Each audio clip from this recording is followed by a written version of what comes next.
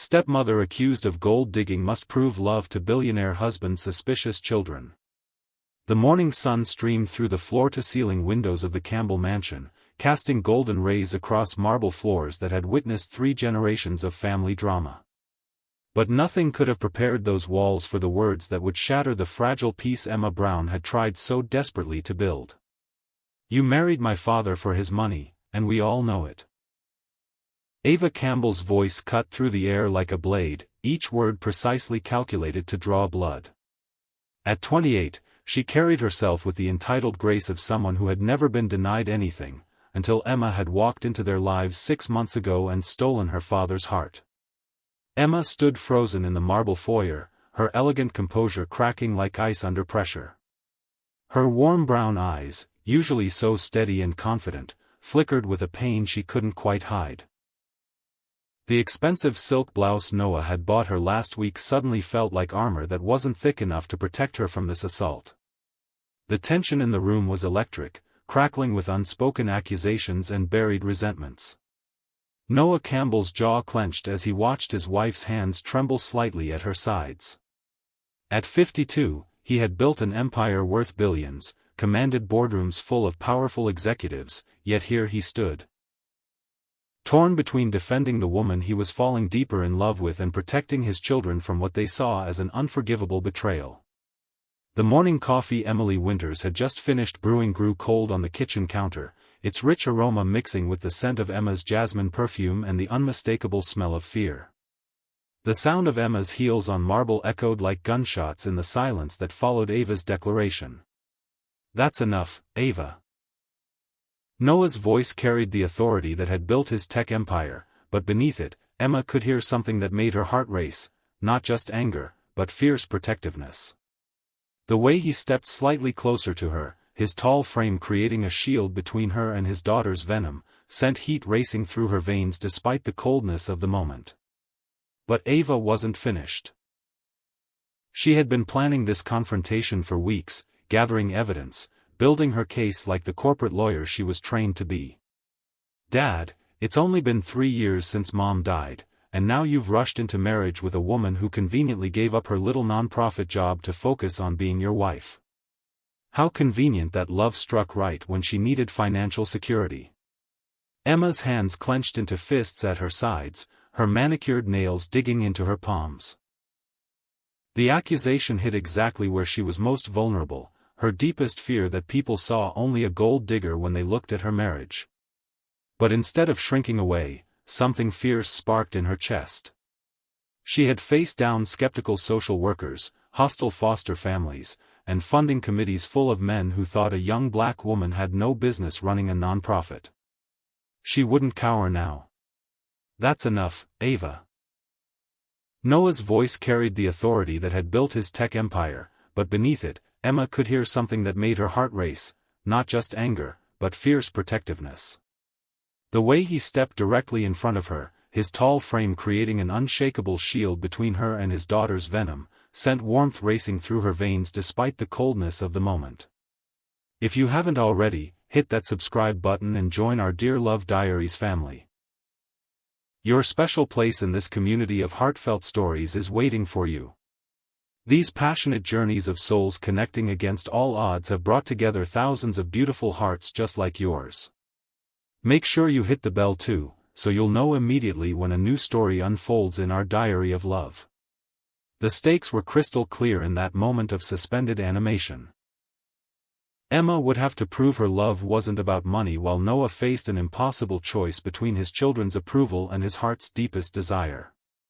The battle lines were drawn in marble and silk, in accusation and defense, in love and suspicion. But perhaps most dangerous of all was the electricity that still sparked between Noah and Emma even in this moment of crisis. The way his hand almost reached for hers before stopping himself. The way her body leaned toward his despite every logical reason to step away. Whatever this confrontation would cost them, the magnetic pull between them remained undeniable. As Emma stood there, fighting to maintain her composure under Ava's withering gaze, her mind raced back to how this all began. How had she gone from running a struggling nonprofit to standing in this palatial home, being accused of the very thing she had sworn she would never be, dependent on someone else for survival. 6 months earlier, Emma Brown had never imagined her life could change so completely. She had been the director of Hope Harbor, a nonprofit dedicated to helping foster children transition to independent living. Her days were filled with grant applications, counseling sessions, and the deeply satisfying work of watching forgotten kids discover their own worth. The irony wasn't lost on her that she, who had spent her career advocating for children without families, would be accused of destroying one. Her own childhood in the foster care system had taught her that belonging was something you earned, not something you could take for granted. She had bounced between homes from age 7 until 18, never staying anywhere long enough to put down real roots. It had made her fiercely independent and desperately hungry for the kind of unconditional love that seemed to come so naturally to families like the Campbells. When she met Noah at a charity gala where Hope Harbor was receiving a community service award, she hadn't known who he was. She only saw a man with kind eyes who asked thoughtful questions about her work and seemed genuinely interested in her answers. He was tall and distinguished, with graying temples that made him look distinguished rather than old, and when he smiled, the corners of his eyes crinkled in a way that suggested he laughed often. It wasn't until the end of the evening, when she overheard someone calling him Mr. Campbell and mentioning his tech empire, that she realized she had spent 2 hours talking to one of the city's most eligible bachelors without knowing it. By then, he had already asked for her number, and she had already said yes to dinner. Their courtship had been a whirlwind of expensive restaurants and quiet conversations, of discovering shared values and complementary dreams. Noah had lost his wife Chloe to cancer 3 years earlier, and Emma could see how grief had carved hollows in him that were only just beginning to fill again. She recognized the careful way he held himself back, protecting his heart from another devastating loss. But when he looked at her across candlelit tables, when his hand lingered on her back as they walked through art galleries, when he called her just to hear her voice, Emma felt something she had never experienced before. She felt chosen. Not just desired or needed, but truly chosen as someone worth loving. The proposal came 4 months after they met, during a weekend trip to his family's lake house. Noah had been nervous, stumbling over words in a way that was completely unlike his usual confident demeanor. "I know this is fast," he had said, holding a ring that caught the sunset like captured fire. "But I also know that life is short and precious, and I don't want to waste a single day pretending I'm not completely in love with you." Emma had said yes before he finished asking the question. The wedding was small and elegant, held in the garden of the Campbell estate with only immediate family and closest friends in attendance. Emma wore her grandmother's pearls, the only thing she owned that connected her to her family history, and Noah's eyes never left her face during the entire ceremony. That had been 6 months ago, and the honeymoon period was officially over. Now, standing in that marble foyer with accusation hanging in the air like a sword over her head, Emma wondered if she had been naive to think that love could be enough. The children's reactions had been what she expected, though no less painful for their predictability. Sophia, the eldest at 30 and head of HR for Campbell Technologies, watched Emma with careful analytical attention, gathering data before making any judgments. She was methodical in her approach to the new family dynamic, neither welcoming nor hostile, but observant. Ava, at 28, was the family's fierce protector and had inherited both her father's sharp intellect and her mother's passionate nature. As a successful corporate lawyer, she approached Emma's presence like a case to be won, viewing her as a threat to everything sacred, her father's memory of her mother, the family legacy, and her own cherished relationship with her father. Miles, the youngest at 25, was caught in the middle of conflicting loyalties. And then there was the ghost who haunted every family gathering, every shared meal, every moment of happiness, Chloe Campbell. Beautiful, beloved Chloe, who had been Noah's college sweetheart, the mother of his children, and the love of his life for over 20 years before cancer stole her away. Emma had never met Chloe, but she knew her intimately through the photographs that still graced every mantelpiece, through the way Noah's voice softened when he mentioned her, through the protective reverence with which the children spoke her name. Chloe had been gracious and elegant, a devoted mother and philanthropist who had made the Campbell name synonymous with community service and social responsibility. How could Emma compete with a saint? The truth was, she didn't want to compete. She wanted to honor Chloe's memory while building something new with Noah. But as she stood in that foyer with Ava's accusations echoing off the marble walls, Emma realized that her good intentions might not be enough to overcome the family's suspicions. The moments of undeniable chemistry between her and Noah only made things more complicated. Like the way his hand had lingered on her back during last night's family dinner, his touch sending shivers down her spine that had nothing to do with the air conditioning. Or how her breathing had caught when he adjusted her necklace this morning, his fingers brushing against her neck in a way that made her pulse race. Even now, in the midst of this confrontation, they unconsciously mirrored each other's movements. When she shifted her weight, he shifted his. When he ran a hand through his hair in frustration, she found herself touching her own hair in response. The physical awareness between them was like a magnetic field that operated below the level of conscious thought. Tell me in the comments, have you ever felt judged for your choices in love? Your story matters to this community. But that chemistry, so natural and powerful between them, only served to highlight how out of place she felt in this family dynamic. Every stolen glance, every casual touch, every moment of private understanding between them was another piece of evidence in Ava's case against her. The memory of that moment flooded back as Emma stood in the elegant entryway, facing her stepdaughter's accusations.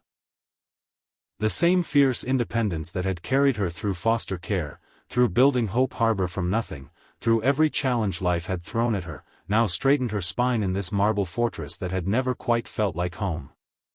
Standing there with morning sunlight streaming through the tall windows, Emma realized that the battle for acceptance was just beginning. And she wasn't sure if love, no matter how genuine, how passionate, how transformative, would be enough to win a war fought with weapons she didn't know how to use. But as the silence stretched between them in that sun-drenched entryway, Emma felt her resolve wavering. The weight of judgment pressed down on her shoulders, and for a moment, the little girl who had been passed from home to home whispered in her ear, "Maybe you really don't belong here. Maybe love isn't enough." Then Noah's hand found hers, his fingers intertwining with hers in a gesture both protective and possessive. The simple touch sent electricity up her arm and reminded her why she was fighting. Not just for a place in this family, but for the love that had already transformed both their lives. The question was, would the Campbell children let her stay long enough to prove that her love was real? Chapter 2. The confrontation in the entryway might have ended, but the tension that followed Emma through the rest of that day was suffocating. Noah had guided her away from Ava's accusations with a gentle but firm hand on her back, leading her to the sanctuary of his private study. The room smelled of leather and cedar, lined with first-edition books and the kind of expensive furniture that whispered of old money and established power. But even in this haven, Emma couldn't shake the feeling that she was an intruder in a world that would never truly accept her. "She doesn't mean it," Noah said quietly, pouring himself a scotch from the crystal decanter on his desk. His hands weren't quite steady, a detail that would have escaped most people, but Emma had learned to read the subtle signs of his distress. "Ava's protecting the only version of our family she's ever known." Emma sank into the butter-soft leather chair across from his desk, her body finally releasing some of the tension she'd been carrying. "She means every word, Noah. And maybe she's not entirely wrong." The words hung between them like a confession she hadn't meant to make. Noah's head snapped up, his blue eyes sharp with something that looked almost like fear. "What are you saying?" Emma's laugh held no humor. "I'm saying that I did give up my career to marry you. I am living in your house, wearing clothes you bought me, surrounded by a life I could never have afforded on my own. From the outside, it must look exactly like what Ava thinks it is. From the outside." Noah set his glass down with more force than necessary, the sound echoing through the quiet room. "What about from the inside, Emma? What about what we know to be true?" The intensity in his voice made her pulse quicken. Even now, in the aftermath of his daughter's attack, the man could make her heart race with nothing more than the way he said her name. It was part of what made this situation so impossible. The undeniable chemistry between them only seemed to fuel his children's suspicions. That evening, the family gathered for dinner as they did every Tuesday, a tradition Chloe had started that Noah insisted on maintaining. The dining room was elegant in the way that only old money could achieve, with a mahogany table that could seat 12 and a chandelier that cast warm light over china that had been in the Campbell family for generations. Emma took her usual seat at Noah's right hand, hyper-aware of every glance, every pause in conversation, every subtle shift in the family dynamic. Sophia sat across from her, methodical as always in her observations, while Miles fidgeted with his napkin and avoided eye contact. Ava had chosen the seat farthest from Emma, making her displeasure clear without saying a word. "Emily's outdone herself tonight," Noah said, making conversation as their housekeeper served the first course. "The salmon looks exceptional." It was a peace offering, an attempt to create normalcy in a situation that felt anything but normal. Emma appreciated the effort, even as she noticed the way his hand lingered on her back when he helped her with her chair, his touch sending familiar shivers down her spine despite the circumstances. "Emily's always been talented," Sophia agreed, her tone carefully neutral. "She was telling me earlier about the new farmers' market downtown. Apparently, they have vendors who donate surplus produce to local food banks." Emma's face lit up before she could stop herself. "Really? That's wonderful. When I was running Hope Harbor, we partnered with 3 different food banks to make sure our kids had access to fresh produce. So many people don't realize how expensive it can be to eat healthy when you're on a limited budget." The words tumbled out before she remembered that her enthusiasm for her old work might be seen as evidence against her. But Miles looked up from his plate with genuine interest. "You really did all that fundraising yourself?" he asked. "Dad mentioned you doubled your budget in 2 years. Triple, actually," Emma said, then immediately wished she hadn't. It sounded like bragging, which was the last thing she needed right now. "Not that I did it alone. I had an amazing team, and the community really stepped up once they understood what we were trying to accomplish." "What were you trying to accomplish?" Sophia's question was careful, professional, the tone she might use in an HR interview. Emma hesitated, sensing a trap but unable to see it clearly. "We wanted to change the statistics. Did you know that only about 50% of foster children graduate from high school? And of those who do, less than 10% earn a college degree? The system fails these kids at 18, just when they need the most support." The passion in her voice was unmistakable, and for a moment, the room fell quiet. This wasn't the voice of a woman who had married for money. This was someone who had dedicated her life to causes bigger than herself. "That's important work," Miles said quietly, and Emma caught the sharp look Ava sent his way. "It was," Emma agreed. "It still is. I may not be running the organization anymore, but I still care about those kids. Care enough to walk away from them for a wealthier lifestyle." Ava's voice was silk over steel, each word precisely chosen to cut. Emma's fork paused halfway to her mouth. The question was fair, even if it was designed to wound. How could she explain that she hadn't walked away from her mission, but toward something that might allow her to help even more people? That Noah's resources and connections could amplify her impact in ways she'd never imagined? How could she explain that without sounding exactly like the gold digger they already thought she was? "I haven't walked away from anything," Emma said finally, her voice steady despite the emotions churning beneath the surface. "I've just expanded my perspective on how change happens." It was a diplomatic answer, and everyone at the table knew it. But before anyone could probe deeper, Noah's hand found hers on the table, his fingers intertwining with hers in a gesture that was both protective and possessive.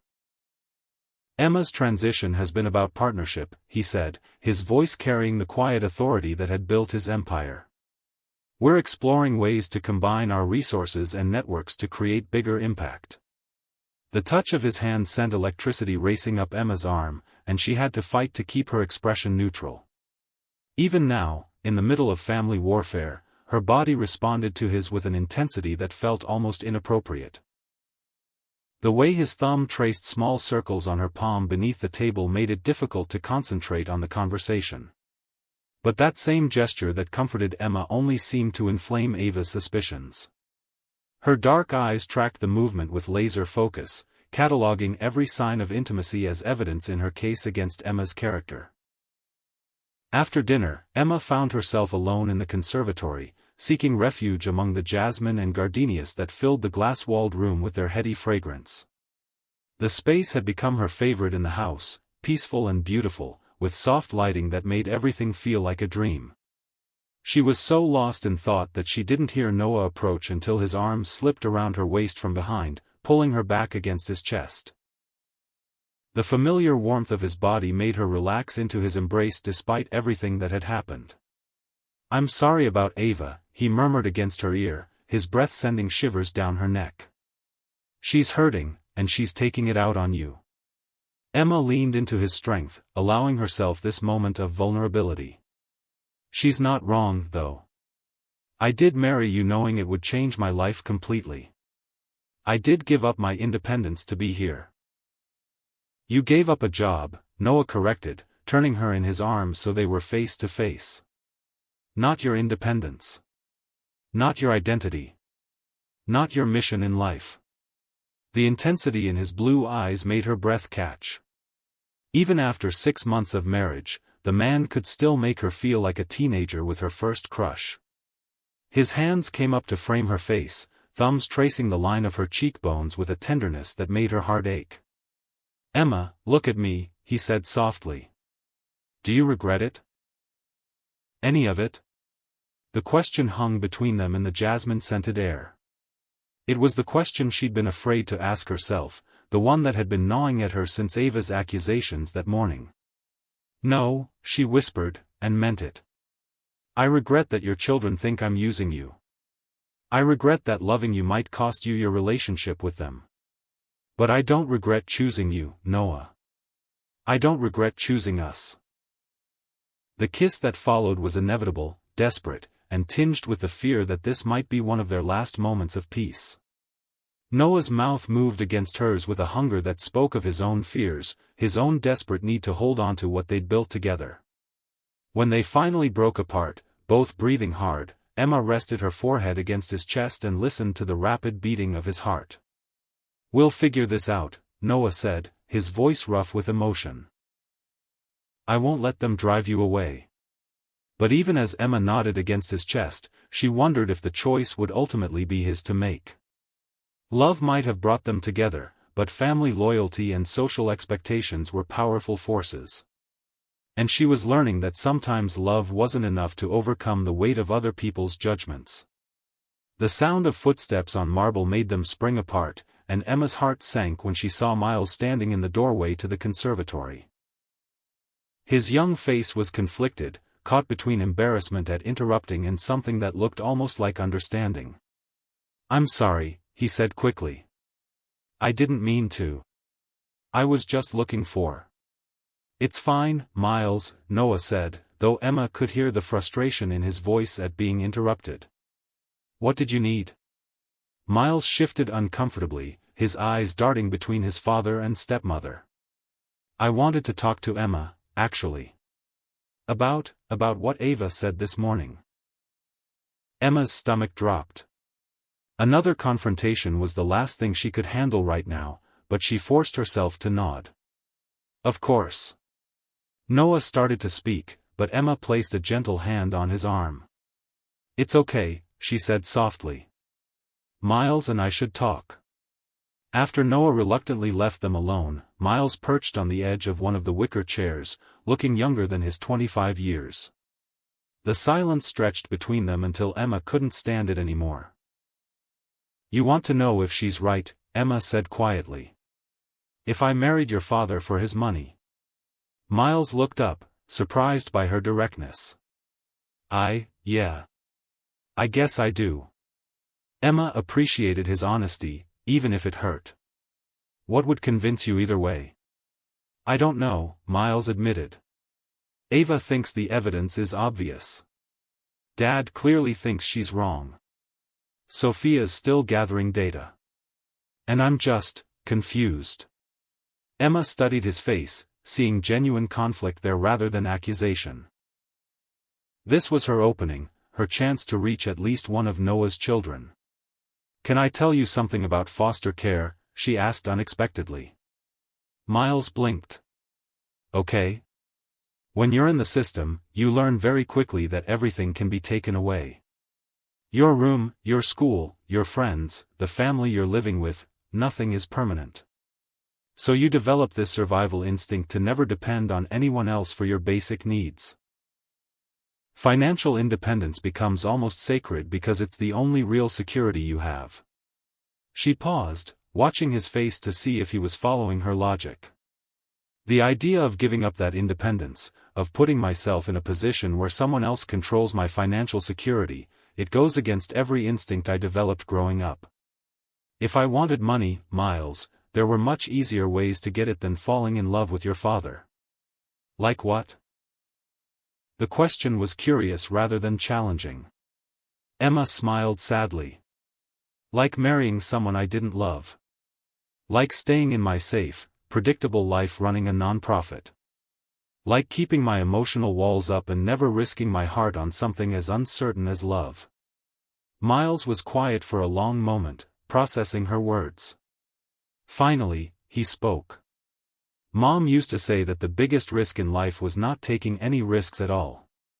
Your mother sounds like she was a wise woman. She was. Miles met Emma's eyes directly for the first time. She also would have hated the idea of Dad being alone forever. It was a small concession, but it felt like a victory. Emma felt some of the tension in her chest ease. I'm not trying to replace her, Miles. I'm just trying to love your father the way he deserves to be loved. I know, Miles said quietly. I think Ava knows it too. She's just not ready to admit it yet. Tell me in the comments. Have you ever felt judged for your choices in love? Your story matters to this community. After Miles left, Emma remained in the conservatory, surrounded by the night-blooming jasmine and the soft glow of hidden lighting. The conversation had given her hope, but it had also highlighted just how far she still had to go to win this family's acceptance. Through the glass walls, she could see Noah in his study, silhouetted against the warm lamplight as he worked late into the evening. Even from this distance, she could feel the pull between them, the magnetic attraction that seemed to operate below the level of conscious thought. But that same attraction that felt so natural to them was exactly what made his children suspicious. Every touch, every glance, every moment of private understanding between them was another piece of evidence in Ava's case against her. The irony wasn't lost on Emma that the very love she was trying to defend might be the thing that ultimately destroyed her chances of finding acceptance in this family. The passion between her and Noah was real, undeniable, and completely unsuited to the careful diplomatic dance she needed to perform to win over his children. As she finally made her way upstairs to the bedroom she shared with Noah, Emma couldn't shake the feeling that she was walking a tightrope over an abyss. One wrong step, one moment of letting her guard down, and everything she had built with Noah could come crashing down around them. But as she slipped into bed beside her husband and felt his arms automatically encircle her in sleep, Emma reminded herself why she was fighting this battle. It wasn't just about proving her innocence or defending her character. It was about protecting the most transformative love she had ever experienced, and the family she was determined to help heal. Chapter 3. 3 weeks had passed since that first explosive confrontation in the entryway, and the Campbell household had settled into an uneasy truce. Ava maintained her cold distance, Sophia continued her careful observations, and Miles had begun offering Emma tentative smiles that felt like small victories. But beneath the surface politeness, tension simmered like water just before it boils. Emma had learned to navigate the family dynamics with the skill of someone who had spent her childhood reading the emotional temperature of new homes. She knew when to speak and when to stay silent, when to retreat to the safety of the conservatory and when to stand her ground in the living areas that still felt more like museum exhibits than home. But she hadn't counted on the storm. It started as distant thunder on a humid Tuesday evening, the kind of late summer weather that made the air thick and electric with promise. Emma was in Noah's study, helping him sort through some of Chloe's belongings, a task Ava had suggested with barely concealed malice, as if handling his late wife's personal effects would somehow prove Emma's unworthiness. Instead, Emma had surprised everyone by agreeing immediately. "I think it's important," she had said simply. "Chloe was a part of your life for over 20 years. Her memory deserves to be honored, not hidden away because it makes me uncomfortable." Now, sitting cross-legged on the Persian rug with photo albums spread around her like fallen leaves, Emma was beginning to understand just how impossible her position really was. Every photograph told the story of a love that had been perfect in its completeness. Noah and Chloe at their college graduation, their wedding day, the birth of each of their children, family vacations and quiet moments that spoke of absolute contentment. "She was beautiful," Emma said softly, holding up a photograph of Chloe laughing at some long-forgotten joke. In the picture, Noah was looking at his wife with such pure adoration that Emma felt like she was intruding on something sacred. Noah glanced up from the box of letters he was sorting, his blue eyes darkening with an emotion Emma couldn't quite read. She was. But Emma. He set down the letters and moved to sit beside her on the rug, close enough that she could smell his cologne and feel the warmth radiating from his body. "Beautiful doesn't begin to cover what you are." The intensity in his voice made her breath catch. Even surrounded by memories of his perfect first marriage, Noah could still make her feel like the most desired woman in the world with nothing more than the way he looked at her. "How can you say that?" Emma whispered, gesturing to the photographs around them. "Look at this life you had. Look how happy you were. How can anything I offer compare to that?" Thunder rumbled closer now, and the first drops of rain began pattering against the study windows. The sound was gentle at first, almost musical, but Emma could sense the storm-building intensity outside. Noah's hand came up to cup her face, his thumb tracing the line of her cheekbone with a tenderness that made her heart ache. "Emma, what Chloe and I had was beautiful, and I'll always treasure it. But it's in the past. You're not competing with a memory, you're creating something entirely new. Your children don't see it that way." "My children are scared," Noah said, his voice dropping to that low rumble that always sent shivers down her spine. "They're scared of change, scared of dishonoring their mother's memory, scared of letting someone new into their hearts only to lose them again." The rain was falling harder now, drumming against the windows with increasing urgency. Emma could see lightning flickering in the distance, illuminating the landscaped gardens in brief, dramatic flashes. "Maybe they're right to be scared," Emma said, her voice barely audible over the growing storm. "Maybe I am asking too much. Maybe loving you is selfish when it costs you your relationship with them. Don't." The word came out sharper than Noah intended, and Emma saw something fierce flash in his eyes. "Don't you dare blame yourself for their fears. And don't you dare suggest that loving me is selfish." He moved closer, his hand sliding from her face to the back of her neck, fingers tangling in the soft curls at her nape. The gesture was possessive, claiming, and it sent heat racing through Emma's veins despite the cool air conditioning. "I spent 3 years convinced I would never feel this way again," Noah continued, his voice rough with emotion. 3 years thinking that the best part of my life was behind me. And then you walked into that charity gala in your little black dress with your fierce passion for helping kids nobody else cared about, and you turned my entire world upside down." Lightning flashed again, closer this time, followed by a crack of thunder that made Emma jump. The storm was moving fast, the kind of summer tempest that could turn the night into day with its intensity. "Noah." Emma started, but he cut her off by pressing his forehead against hers, their breath mingling in the small space between them. "I was existing, Emma. Just going through the motions of living. But with you. God, with you I'm alive again. I'm passionate about my work, excited about the future, desperate to wake up every morning just to see your face." The raw honesty in his voice broke something open inside Emma's chest. This was the conversation they should have had months ago, the acknowledgement of fears and desires that had been simmering beneath the surface of their careful politeness. "I'm scared too," Emma whispered, her voice barely audible over the storm. "I'm scared that no matter how much I love you, it won't be enough to overcome what your family sees when they look at me." "What do they see?" Emma's laugh was bitter. "A gold digger. An opportunist. A woman who seduced a grieving widower for his money. And what do I see?" Noah's voice was fierce now, commanding her attention. Emma met his eyes, seeing her own reflection in their blue depths. "I don't know. Tell me." "I see the woman who spent her own savings to buy Christmas presents for foster kids she'd never met. I see someone who gave up a career she loved because she believed we could build something bigger together. I see the most genuinely caring person I've ever known, someone who makes me want to be a better man." Lightning illuminated the study in stark white light, followed immediately by thunder that shook the windows. The storm was directly overhead now, and the rain was coming down in sheets that made it impossible to see beyond the glass. "I see the woman I want to spend the rest of my life loving," Noah continued, his hand tightening on the back of her neck.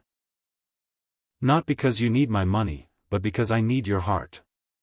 The kiss that followed was inevitable, desperate, and tinged with all the fear and longing that had been building between them for weeks. Noah's mouth moved against hers with a hunger that spoke of his own terror at the thought of losing her, his own desperate need to claim what was his before the world could take it away. Emma melted into him, her hands fisting in his shirt as she kissed him back with everything she had. This was what his children couldn't understand, this connection that went deeper than attraction, deeper than compatibility, deeper than anything either of them had expected to find again. When they finally broke apart, both breathing hard, Emma could see her own emotions reflected in Noah's eyes. Love, desire, fear, and something fiercer, the determination to fight for what they had built together. "I won't let them drive you away," Noah said, his voice rough with emotion. "I can't lose you, Emma. I won't survive it." "You won't lose me," Emma promised, surprised by the strength in her own voice. "But Noah, we have to find a way to make this work with your family. I can't be the reason you lose your children." Another flash of lightning, another crack of thunder, and suddenly the lights went out. The study plunged into darkness, lit only by the occasional flash of lightning through the rain-streaked windows. In the sudden quiet, no hum of air conditioning, no background noise of modern life, Emma became hyper-aware of everything: Noah's breathing, the scent of his cologne mixed with the leather of his chair, the warmth of his body so close to hers. "The storm must have knocked out a transformer," Noah said, but he made no move to get up and find a flashlight. Instead, his arms tightened around Emma, holding her against him in the intimate darkness. "We should probably check on everyone else," Emma said, but her voice lacked conviction. The darkness felt like a cocoon around them, a private world where the opinions and judgments of others couldn't reach. In a minute, Noah murmured against her ear, his breath sending shivers down her neck. "Right now, I just want to hold you." They sat like that in the darkness, listening to the storm rage outside while finding peace in each other's arms. Emma could feel Noah's heartbeat against her cheek, steady and strong and reassuring. This was what she had been missing all her life, not financial security or social status, but this sense of belonging completely to another person. "Emma," Noah said softly, his voice barely audible over the rain. "I need you to know something." "What?" "I'm falling deeper in love with you every day. Not despite my children's objections, not in spite of what people might think, but because of who you are. Because of your strength and your kindness and your absolutely fierce determination to help people." Emma felt tears prick her eyes. "Noah. I'm not finished." His hand found hers in the darkness, fingers intertwining with a certainty that spoke of practice. I need you to know that if it came down to a choice, if my children gave me an ultimatum between them and you, I would choose you. And that terrifies me, because I never thought I would love anyone enough to risk everything for them again." The confession hung between them in the charged air of the darkened study. Emma felt the weight of it, the magnitude of what he was offering her.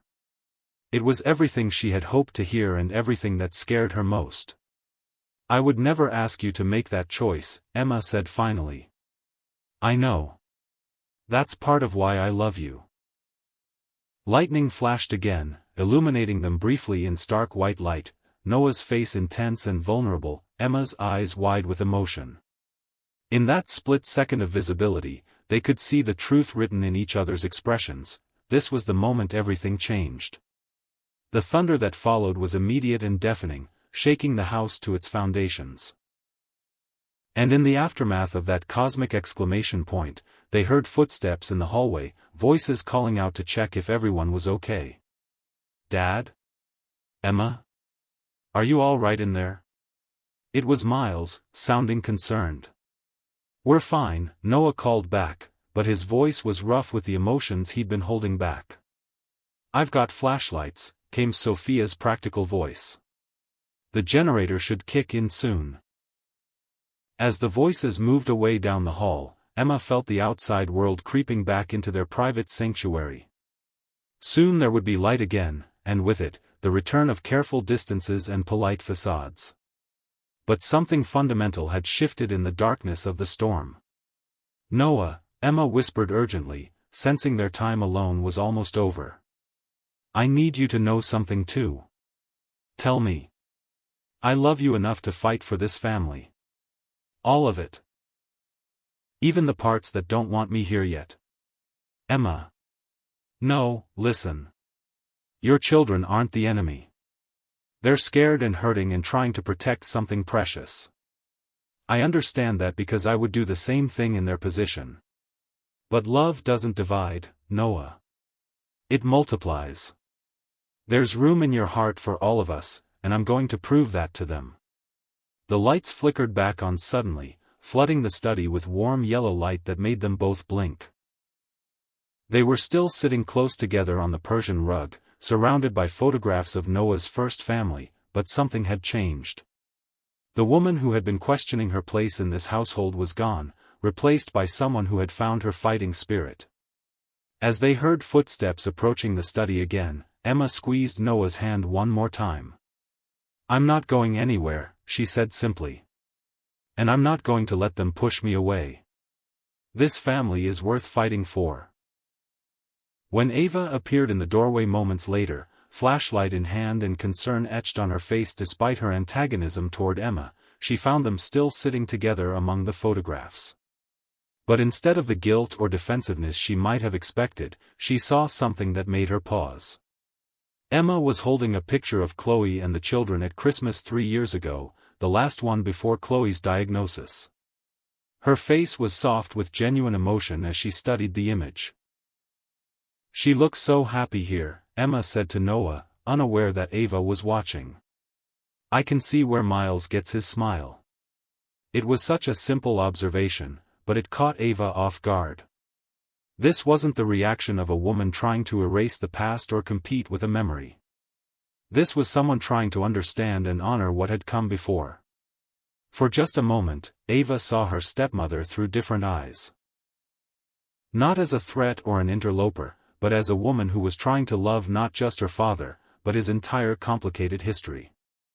The moment passed quickly, and Ava's walls went back up as Noah and Emma noticed her presence. But the seed of doubt about her own assumptions had been planted. "Everything okay in here?" Ava asked, her tone carefully neutral. "Just riding out the storm," Noah replied, getting to his feet and helping Emma up. "Thanks for checking on us." As they all made their way toward the kitchen where Emily was organizing flashlights and checking on food in the refrigerator, Emma felt a shift in the household dynamics. The storm outside was beginning to move on, but the storm inside the Campbell family was just beginning to intensify. The question was, Would it destroy them, or would it wash away the barriers that kept them from becoming the family they all secretly wanted to be? Chapter 4. The week following the storm brought an unexpected shift in the Campbell household dynamics. Emma had awakened the morning after with a clarity she hadn't felt since moving into the mansion.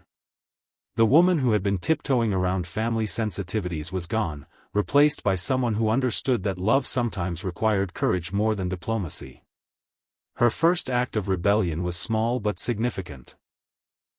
She started using the main kitchen instead of hiding away in the conservatory with her morning coffee. "Good morning, Emily," Emma said warmly as she entered the spacious kitchen where the housekeeper was preparing breakfast. The older woman looked surprised to see her. Emma usually took her coffee to the conservatory to avoid awkward family encounters. "Good morning, Mrs. Campbell," Emily replied, her tone carefully neutral. Over the past 6 months, Emily had maintained professional distance, clearly waiting to see which way the family winds would blow before choosing sides. "Please, just Emma," she said, moving to pour herself coffee from the expensive machine that still intimidated her slightly. "And Emily? I wanted to thank you for all the extra work you've been doing to make me feel welcome. I know having a new person in the house creates more complications for you." Emily paused in her breakfast preparations, studying Emma's face for signs of manipulation or false sentiment. What she saw instead was genuine gratitude and something that looked like determination. "It's my job," Emily said simply, but her tone had warmed slightly. "Maybe. But kindness is always a choice, and you've been kind to me when you didn't have to be." Before Emily could respond, Noah walked into the kitchen, already dressed for the office in one of his perfectly tailored suits. The sight of him still made Emma's pulse quicken, the way the charcoal gray fabric emphasized his broad shoulders, the way his blue eyes lit up when he saw her, the way he moved with the confident grace of a man accustomed to command. "Good morning, beautiful," he said, his voice carrying that intimate warmth reserved just for her. Without hesitation, he crossed to where she stood and dropped a kiss on her forehead, his hand settling possessively on her waist. Emma felt the familiar flutter in her stomach at his casual affection, but she also noticed Emily watching the exchange with interest. There was something assessing in the housekeeper's gaze, as if she was cataloging the genuine nature of their interaction. "You're up early," Noah observed, his thumb tracing small circles on her hip through the silk of her robe. The simple touch sent heat radiating through her body, and she had to fight to keep her expression neutral. "I thought I'd have breakfast with the family this morning," Emma said, meeting his eyes directly. "All of it?" Noah's eyebrows rose slightly. Since the accusations began, Emma had taken to eating earlier or later than the children, avoiding the potential for confrontation. This was a deliberate choice to reclaim her place at the family table. "Are you sure?" Noah asked quietly, his hand tightening slightly on her waist in a gesture of support. "I'm sure. I live here too, Noah. I'm not going to hide in corners anymore." The pride in his expression was unmistakable, and Emma felt a rush of warmth that had nothing to do with his physical touch. This was what partnership looked like, not one person fighting alone, but two people facing challenges together. 20 minutes later, the Campbell family gathered around the breakfast table in a scene that would have looked perfectly normal to any outside observer. Sophia sat reading financial reports on her tablet while sipping coffee, Miles scrolled through his phone between bites of toast, and Ava reviewed legal briefs with the focused intensity she brought to everything.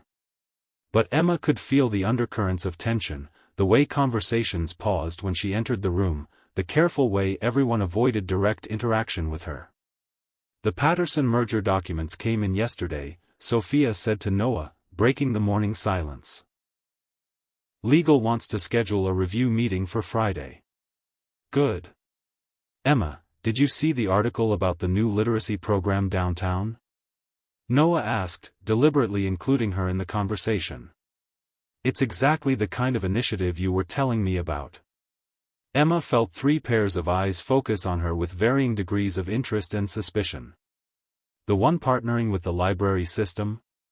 "Yes, it's brilliant. They're targeting kids who age out of foster care without basic reading skills. It's heartbreaking how many young adults are functionally illiterate because they've been bounced between schools their whole lives. That's a real problem? Miles asked, genuine curiosity overriding his usual reticence around Emma. Huge problem.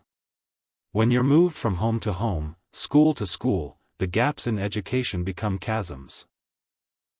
I had one client who was 17 and could barely read at a 4th grade level, not because she wasn't intelligent, but because she'd been to 11 different schools and nobody ever took the time to assess what she was missing. Emma's voice carried the passion that had driven her career, and for a moment, she forgot to be careful about showing too much enthusiasm. This was the work that had defined her, the mission that still burned in her heart even if she was no longer running Hope Harbor. What happened to her? Sophia asked, setting down her tablet with the focused attention she gave to data that mattered. I found her a tutor and worked with her school to create an individualized plan. She graduated, got her GED equivalency for college, and last I heard, she was studying to be a teacher herself.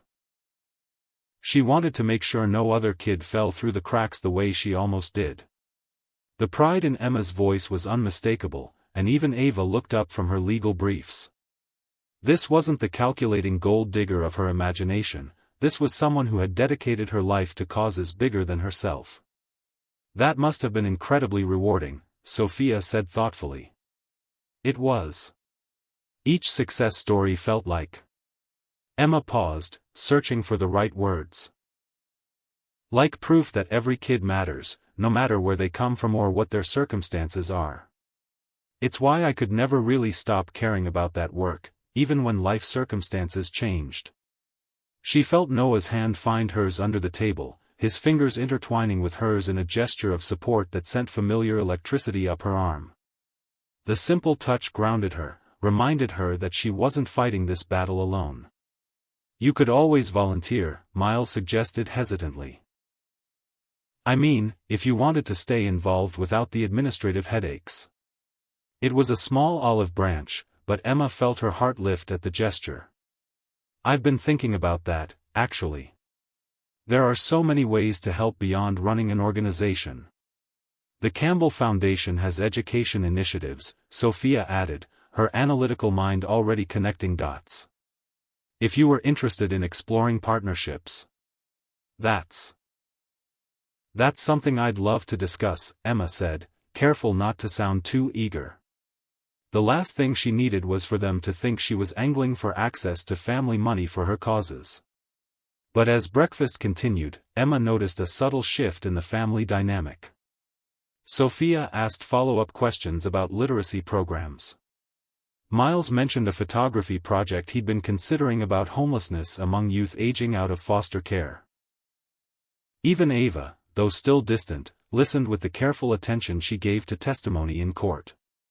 After breakfast, as the family dispersed to their various obligations, Emma found herself alone in the kitchen with Emily, who was clearing the breakfast dishes. Mrs. Campbell? Emily said hesitantly. Emma, she corrected gently. Emma. That girl you mentioned, the one who became a teacher. Did that really happen? Emma turned from where she was rinsing her coffee cup, surprised by the question. Yes, it did. Why? Emily was quiet for a moment, her hands busy with the dishes. I have a nephew. He's been in and out of homes since he was 8. He's 16 now, and he's... She struggled with the words. He's lost. Angry. The schools have given up on him. Emma felt her heart clench with familiar recognition. Emily, I'd be happy to talk with you about resources. There are people who specialize in helping kids like your nephew. You would do that? Even though I haven't exactly been. Emily trailed off, clearly uncomfortable with admitting her own reservations about Emma. Of course I would. Kids in crisis don't stop needing help because adults have complicated feelings about each other. The simplicity of Emma's response seemed to catch Emily off guard. For the first time since Emma had moved into the house, the housekeeper's professional mask slipped, revealing genuine emotion. "Thank you," Emily said quietly. I may have misjudged some things." It was a small victory, but Emma felt it like sunshine breaking through clouds. One person at a time, one conversation at a time, she was beginning to show the Campbell household who she really was. Later that morning, Emma was in the conservatory with her laptop, researching literacy programs and volunteer opportunities, when Sophia appeared in the doorway. Noah's eldest daughter rarely sought Emma out for private conversations, making this visit particularly significant. "Do you have a moment?" Sophia asked, her tone carefully neutral. "Of course." Emma closed her laptop and gestured to one of the comfortable wicker chairs. "What's on your mind?" Sophia settled into the chair with the measured movements of someone who thought carefully before acting. She was dressed for the office in a navy blue suit that emphasized her professional competence, but Emma could see uncertainty in her dark eyes. "I wanted to talk to you about this morning," Sophia began. "About your work with foster children." Emma waited, sensing that interrupting would break whatever fragile willingness to communicate Sophia was offering. "The way you talked about that girl, about all of them really, it reminded me of something Mom used to say." Sophia's voice was careful, as if she was testing each word before speaking it. She believed that people revealed their true character in how they treated those who couldn't do anything for them in return. Emma felt her breath catch. This was the first time any of Noah's children had mentioned Chloe to her directly, and the fact that it was in the context of a compliment rather than a comparison felt significant. "Your mother sounds like she was a remarkable woman," Emma said softly. She was. She was also practical. She used to say that actions mattered more than words, that you could tell everything you needed to know about someone by watching how they behaved when they thought no one was looking. Emma waited, sensing there was more Sophia wanted to say. "I've been watching you," Sophia continued, her analyst's mind clearly working through data points. "Not just the obvious things, but the small details. How you treat Emily, how you talk about your former clients, how you react when you think no one is paying attention." "And what have you concluded?" Emma asked, genuinely curious about Sophia's assessment. "I've concluded that Ava might be wrong about your motivations." It was a carefully qualified statement, but coming from Sophia, it felt like a massive concession. Emma felt hope flutter in her chest like a bird testing its wings. "I appreciate that," Emma said. "I know this situation is complicated for all of you. I'm not trying to replace your mother or erase her memory. I'm just trying to love your father and find my place in this family." "I know," Sophia said simply. I think that's what's been bothering Ava, actually. It would be easier if you were obviously wrong for him. If you were clearly after his money or obviously manipulative. But you're not, and that forces us to confront the possibility that Dad might actually be moving on." The honesty in Sophia's voice was both painful and encouraging. Emma could see the internal struggle playing out across the younger woman's features. The desire to protect her father's memory of his first marriage warring with the recognition that he deserved happiness in his second one. "Can I ask you something?" Emma said carefully. Sophia nodded. "What would it look like for your father to move on in a way that felt right to you? What would that person need to be or do to earn your acceptance?" The question clearly caught Sophia off guard. She was quiet for a long moment, her analytical mind working through possibilities she had apparently never considered. I don't know," she admitted finally. "I guess I never thought about it in those terms. I was so focused on what would be wrong that I never considered what might be right." "That's understandable. You're protecting something precious. But maybe." Sophia paused, seeming to wrestle with her own thoughts. "Maybe protection doesn't have to mean prevention. Maybe it means being careful about who gets access to what matters most." Emma felt tears prick her eyes at the unexpected wisdom in Sophia's words. "That's exactly how I see it," she said softly. I'm not trying to take anything away from what your parents had. I'm just hoping to add something new." They sat in comfortable silence for a moment, surrounded by the jasmine and gardenias that made the conservatory Emma's favorite room in the house. The scent was soothing, and the filtered sunlight created an atmosphere of peace that seemed to encourage honesty. "Emma," Sophia said finally, using her name directly for the first time. "I want you to know that I'm willing to give this a real chance. Not just watching from the sidelines, but actually getting to know you as a person rather than as a threat." Emma felt emotion swell in her chest. "I would love that, Sophia. More than you know. There's just one thing I need to understand." "Anything?" Sophia met her eyes directly, and Emma could see both vulnerability and determination in her gaze. "I need to understand what you see in him. Not the obvious things, his success, his resources, his position. But what makes you love him enough to fight for a place in a family that hasn't exactly welcomed you with open arms?" The question was fair, and Emma took a moment to consider her answer carefully. This felt like a test, but not a trick question. Sophia genuinely wanted to understand. "Your father makes me feel seen," Emma said finally. "Not Emma the nonprofit director or Emma the foster kid or Emma the young black woman in a white family. Just Emma. He listens when I talk about my work like it matters as much as his business deals. He remembers details about my childhood that I've only mentioned once. He encourages my dreams even when they don't directly benefit him." Emma paused, searching for words to capture something that felt almost too precious to examine too closely.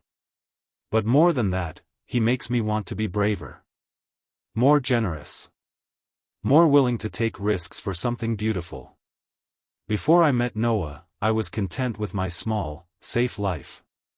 With him, I want to dream bigger, love deeper, take chances I never would have considered before."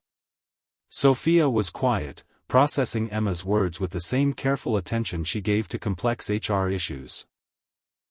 "That's what Mom used to say about him," she said finally, her voice soft with memory. "That he made her want to be the best version of herself." Emma felt her heart clench with emotion. I hope that's something they would have had in common." "I think it might be," Sophia said, and for the first time since Emma had known her, Noah's eldest daughter smiled at her with something that looked like genuine warmth.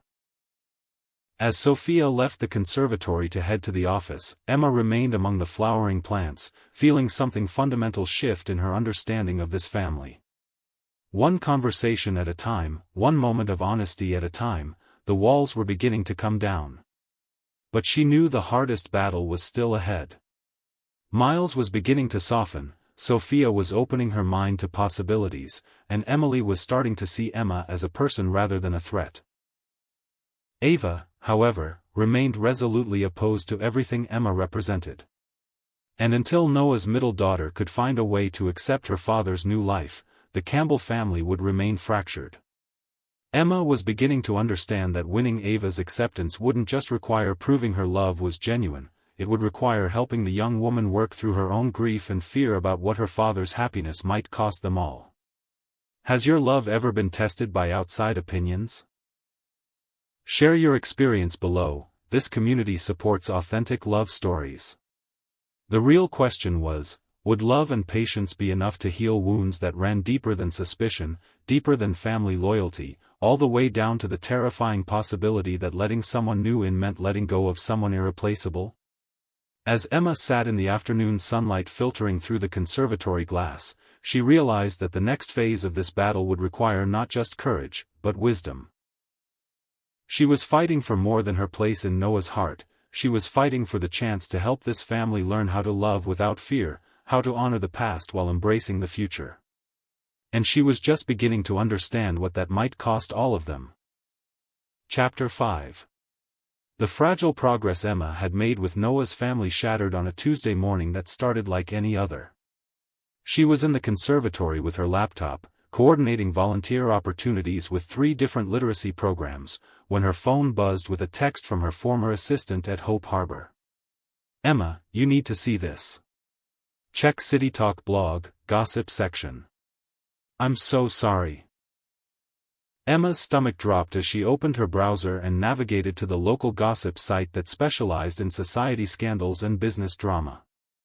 The headline made her blood run cold: Gold Digger's Paradise, How a Foster Kid Struck It Rich by Seducing a Grieving Billionaire. Below the lurid headline was a photo someone had taken of her and Noah at a charity gala last month, him leaning down to whisper something in her ear, her laughing up at him with obvious adoration. To anyone who knew them, it was a sweet moment between newlyweds. But cropped and captioned with malicious intent, it looked like exactly what the article claimed: a calculating woman playing her mark. Emma's hands shook as she scrolled through the piece, each paragraph more devastating than the last. The anonymous source had provided intimate details about her background, her quick courtship with Noah, her decision to give up her nonprofit job. They had somehow obtained information about her access to household accounts, which she used only for groceries and household expenses Emily asked her to handle, and twisted it into evidence of financial manipulation.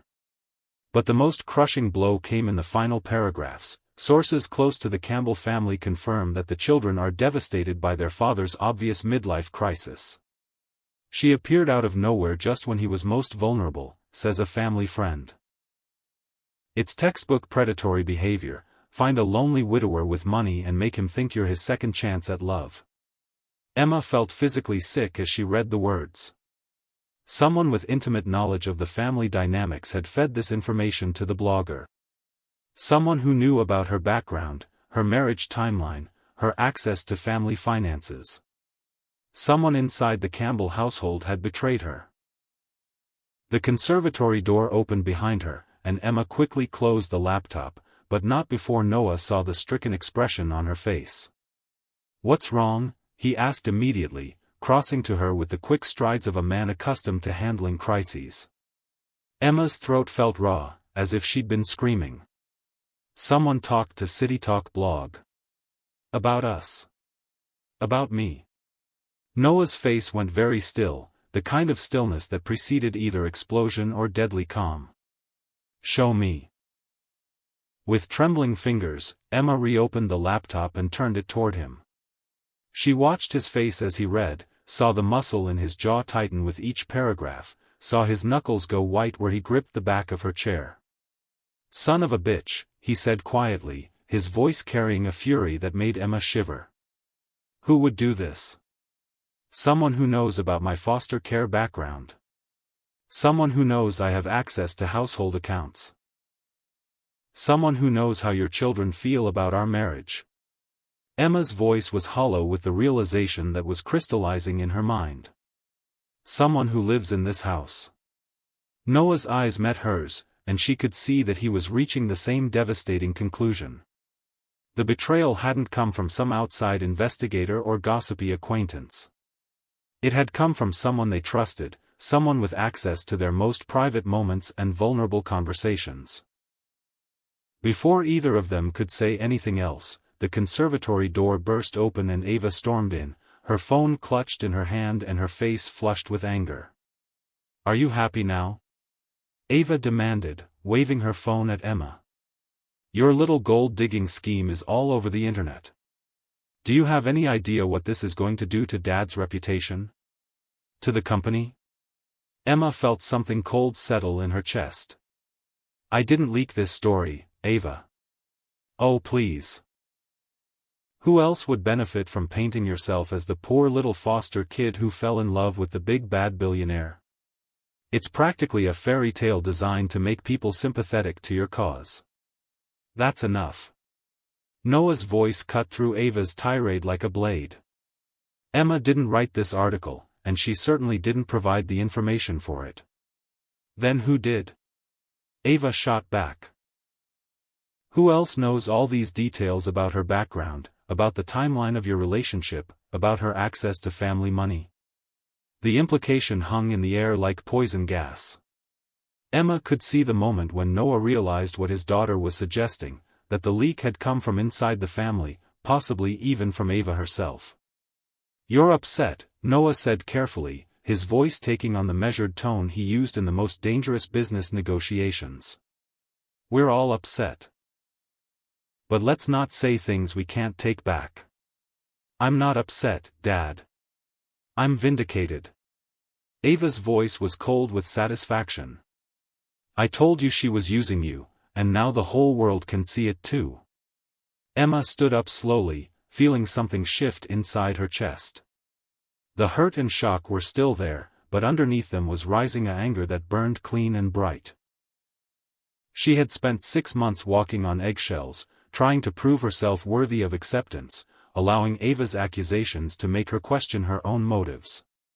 But this was different. This was her character being assassinated in public, her deepest vulnerabilities weaponized against her, her love for Noah twisted into something ugly and calculating. You're right about one thing, Emma said, her voice steady despite the emotions churning beneath the surface. Someone in this family did leak that story. Someone who knew details that only a Campbell would know. Ava's face went pale. You're suggesting that I'm not suggesting anything. I'm stating a fact. The source knew about my access to household accounts, which I use only for groceries and supplies Emily asks me to handle. They knew about the timeline of our courtship, details that only someone present for family discussions would know. They knew how the children felt about the marriage. Information that wasn't exactly secret in this house. Emma took a step closer to Ava, and Noah moved protectively toward both women, clearly ready to intervene if the confrontation escalated. But here's what really gives it away, Emma continued, her voice gaining strength. The source knew to frame everything in terms of my foster care background being evidence of calculation. That's not how an outsider would interpret that information. That's how someone who's been inside this house, listening to accusations and building a case, would present it. You can't prove anything, Ava said, but there was something defensive in her tone now. I don't need to prove anything. The truth has a way of revealing itself. Emma's voice was calm, but Noah could see the steel in her spine, the fighter that had survived the foster care system and built a non-profit from nothing. What I want to know is why. Why destroy your father's happiness? Why humiliate him publicly? Why hurt someone who's trying to love your family? Because you're not family. Ava exploded, her carefully maintained composure finally cracking. You're a stranger who showed up and convinced my father to forget about my mother, to replace her with some foster kid who saw an opportunity and took it. The accusation hung in the air between them, raw and ugly with years of suppressed grief and fear. Emma could see past Ava's anger to the terrified daughter underneath, the young woman who was watching her father's life change in ways she couldn't control. I never asked your father to forget your mother, Emma said quietly. I never wanted to replace her. I just wanted to love him and be part of this family. Well, congratulations. Now the whole world knows what kind of family we've become. The silence that followed was broken by the sound of footsteps in the hallway, and moments later, Sophia and Miles appeared in the conservatory doorway. Both were holding their phones, both looked grim, and Emma realized that the story had already begun spreading through their social and professional networks. We need to talk, Sophia said, her voice carrying the authority of someone accustomed to managing crises. All of us. Together. The family meeting that followed took place in Noah's study, with its leather furniture and masculine decor that had always made Emma feel like a visitor rather than a resident. Now, surrounded by the Campbell children and facing the evidence of her public humiliation, she felt more like a defendant than a family member. The story's already been picked up by 3 other blogs, Sophia reported, her tablet open to various social media feeds. It's trending on local Twitter, and someone's created a meme about fortune hunters and their billionaire targets. Emma felt each word like a physical blow. Her reputation, built over years of dedicated work with vulnerable children, was being destroyed in real time by people who didn't know her but were eager to believe the worst. The company's PR team is already fielding calls, Miles added reluctantly. Apparently, some investors are questioning Dad's judgment, both personal and professional. This is exactly what I was trying to prevent, Ava said, her voice filled with bitter satisfaction. I told you this would happen. I told you she would bring scandal to this family. She didn't bring anything, Noah said, his voice dangerous with barely controlled anger. Someone else brought this scandal by talking to a gossip blogger about private family matters. You can't prove, Ava started. I can prove it, a quiet voice said from the doorway. Everyone turned to see Emily standing in the entrance to the study, her face pale but determined. In her hands was a small recording device that Emma recognized as the one Emily used to record grocery lists and household reminders. I heard the phone call 3 days ago, Emily said, stepping into the room with the careful movements of someone walking into a minefield. Miss Ava was in the kitchen, talking to someone about Mrs. Campbell. About Emma. She was providing details about the household accounts, about the family's feelings about the marriage. I recorded it because I thought someone should know what was happening. The silence that followed Emily's revelation was deafening. Emma could hear her own heartbeat, could see the devastation spreading across Noah's face as he realized that his own daughter had orchestrated this public humiliation. Ava. Noah's voice was barely above a whisper, but it carried more pain than Emma had ever heard from him. Tell me Emily is wrong. Tell me you didn't do this to Emma. To me. To our family. Ava's face cycled through denial, defiance, and finally resignation. When she spoke, her voice was small and wounded, nothing like the confident lawyer who had been throwing accusations minutes earlier. She doesn't belong here, Dad. She never belonged here. I thought if people could see what I see, you'd realize that too. The confession hit the room like a physical blow. Emma felt her legs go weak, and she sank into one of the leather chairs, finally understanding the full scope of what she was facing. This wasn't just about prejudice or family loyalty. This was about a daughter so desperate to protect her vision of her family that she was willing to destroy her father's happiness to preserve it. Get out. Noah's voice was quiet, but it carried the finality of a door slamming shut. Dad, Ava started. Get out of my house. Get out of my sight. Get out before I say things that will destroy what's left of our relationship. Emma had never heard Noah speak to any of his children with such cold fury, and she could see the shock and devastation on Ava's face. This was clearly not the outcome she had expected from her public revelation. Dad, I was trying to protect you. You were trying to control me. There's a difference. Noah's blue eyes were like ice as he looked at his daughter. You betrayed my trust, you humiliated the woman I love, and you damaged this family's reputation because you couldn't accept that my life doesn't revolve around your comfort. Ava's face crumpled, and for a moment she looked like the lost little girl who had watched her mother die 3 years earlier. I just miss her so much, Dad. I miss Mom, and I'm scared that if I let Emma in, I'll lose what's left of her. The raw pain in Ava's voice cut through Emma's anger and revealed the terrified child underneath all the legal maneuvering and cold accusations. This young woman wasn't a calculating villain, she was a daughter drowning in grief and fear, lashing out at anything that threatened her fragile sense of security. Emma felt her heart break for Ava even as she struggled with her own devastation. Understanding the motivation didn't excuse the betrayal, but it helped her see the path forward, if there was one.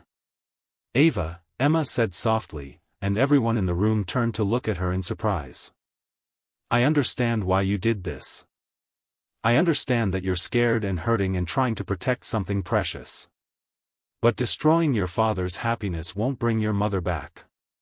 It will just create more loss, more pain, more reasons to grieve. Ava looked at Emma with something that might have been surprise, as if she hadn't expected compassion from the woman she had just tried to destroy. I can't let you replace her, Ava whispered, her voice breaking. I'm not trying to replace her. I'm trying to add something new. There's room in your father's heart for both his love for your mother and his love for me. Love doesn't divide, Ava. It multiplies. But even as Emma offered the olive branch of understanding, she could see that Ava wasn't ready to accept it. The young woman was too deep in her grief, too committed to her vision of protecting her family's past to embrace its future. "I can't," Ava said finally, tears streaming down her face. "I can't watch you take her place and pretend it's okay." "Then don't watch," Noah said, his voice heavy with a father's heartbreak. "Find somewhere else to live, Ava. Work through your grief with a therapist. Figure out who you want to be as an adult. But don't come back to this house until you can treat Emma with the respect she deserves as my wife." The finality in Noah's voice left no room for argument. Ava looked around the room at her siblings, Sophia's face showing disappointed understanding, Miles looking torn between loyalty and justice, and seemed to realize that her actions had isolated her even from the family she thought she was protecting. Without another word, Ava turned and left the study, her footsteps echoing on the marble floors as she walked out of the life she had tried so desperately to preserve. In the silence that followed, Emma sat surrounded by what remained of the Campbell family and wondered if love would be enough to heal the wounds that had been opened today. The public humiliation was devastating, but it was nothing compared to watching Noah's heart break as he chose between his daughter and his wife. Has your love ever been tested by outside opinions?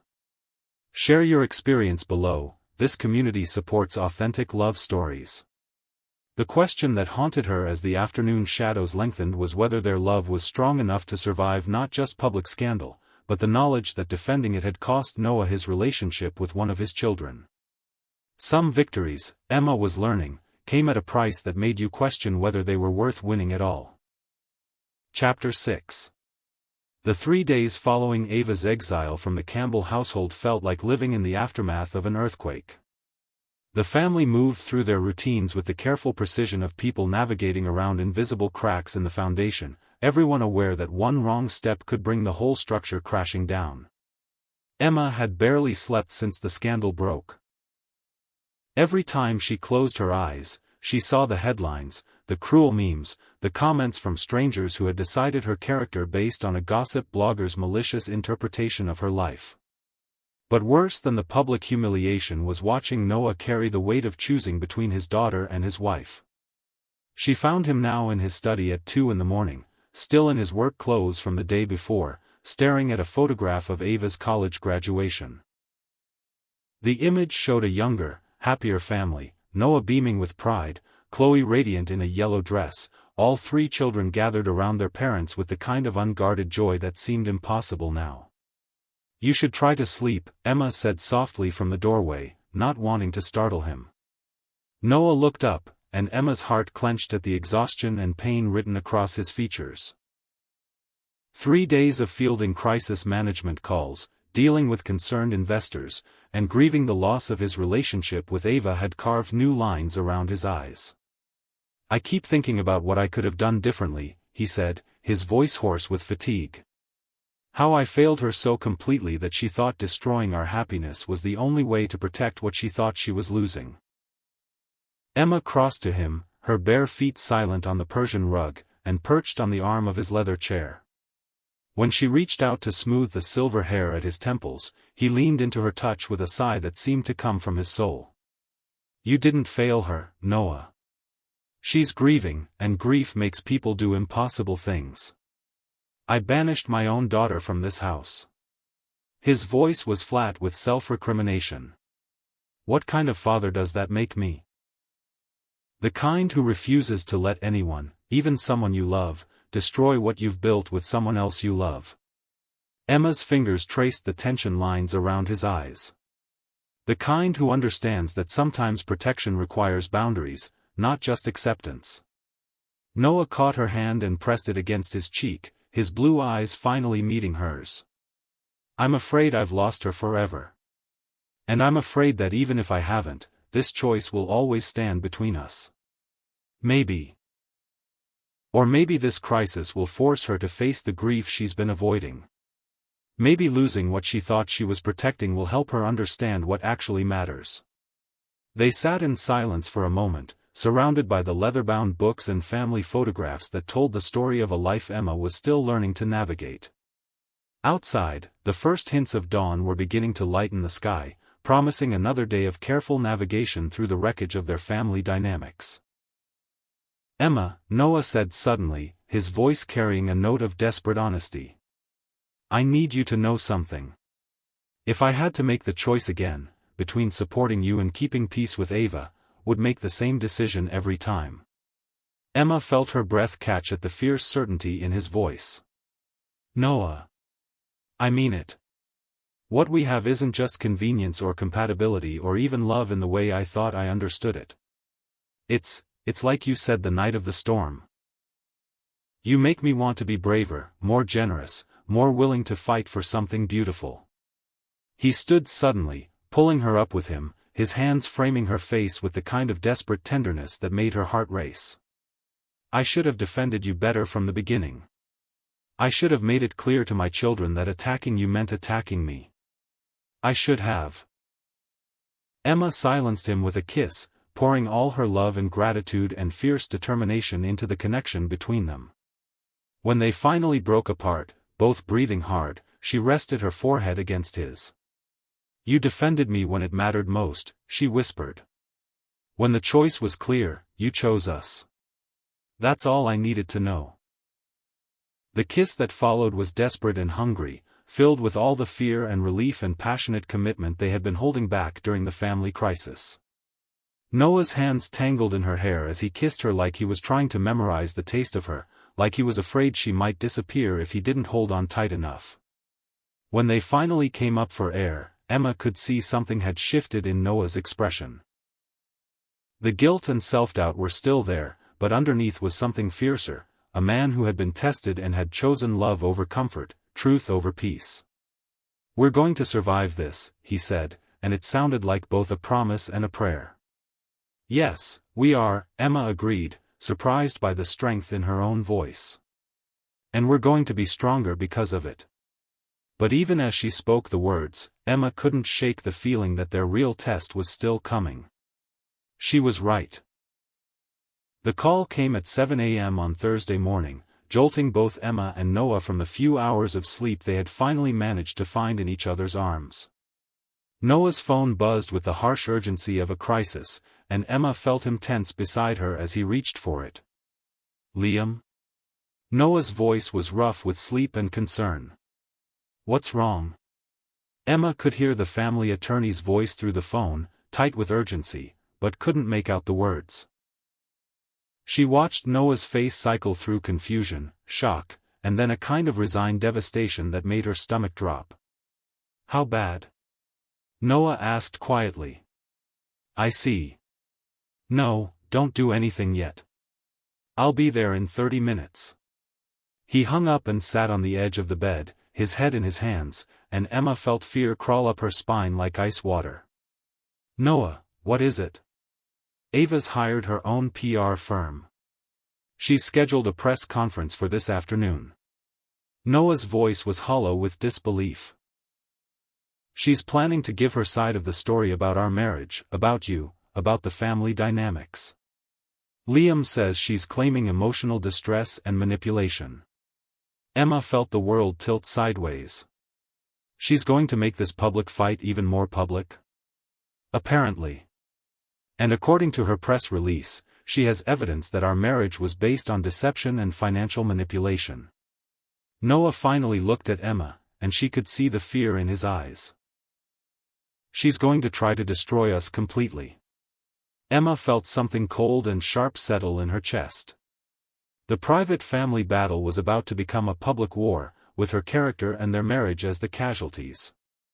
But beneath the fear was something else, a fierce protective instinct that she had learned in foster care and honed through years of advocating for vulnerable children. "Then we need evidence of our own," Emma said, her voice steady despite the chaos in her mind. "What kind of evidence?" Emma was quiet for a moment, thinking through possibilities with the strategic mind that had successfully run a nonprofit for 6 years. "The kind that shows who I really am versus who Ava claims I am.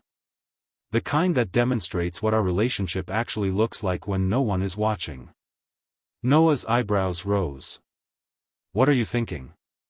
"I'm thinking it's time for the whole truth to come out. Not just Ava's version or even our version, but the verifiable, documented truth about who I am and what I've done with my life. Within 2 hours, Emma was sitting in Liam Robinson's downtown law office, surrounded by boxes of documents she had requested from Hope Harbor, her former bank, and various volunteer organizations she had worked with over the years. Liam, a sharp-eyed man in his 50s who had been the Campbell family attorney for over a decade, was reviewing the papers with the methodical attention of someone building a case. "This is remarkable," Liam said, looking up from a stack of financial records. "Emma, you've been supporting your old nonprofit with personal donations even after you married Noah." "Significant donations." "Of course I have. Just because I'm not running Hope Harbor anymore doesn't mean I stopped caring about the mission." "But these donations." Liam held up a bank statement. "You've been giving them $15,000 a month from your personal account. Money that came from your savings, not from any Campbell family source." Emma felt heat flush her cheeks. She hadn't intended for anyone to know about the donations.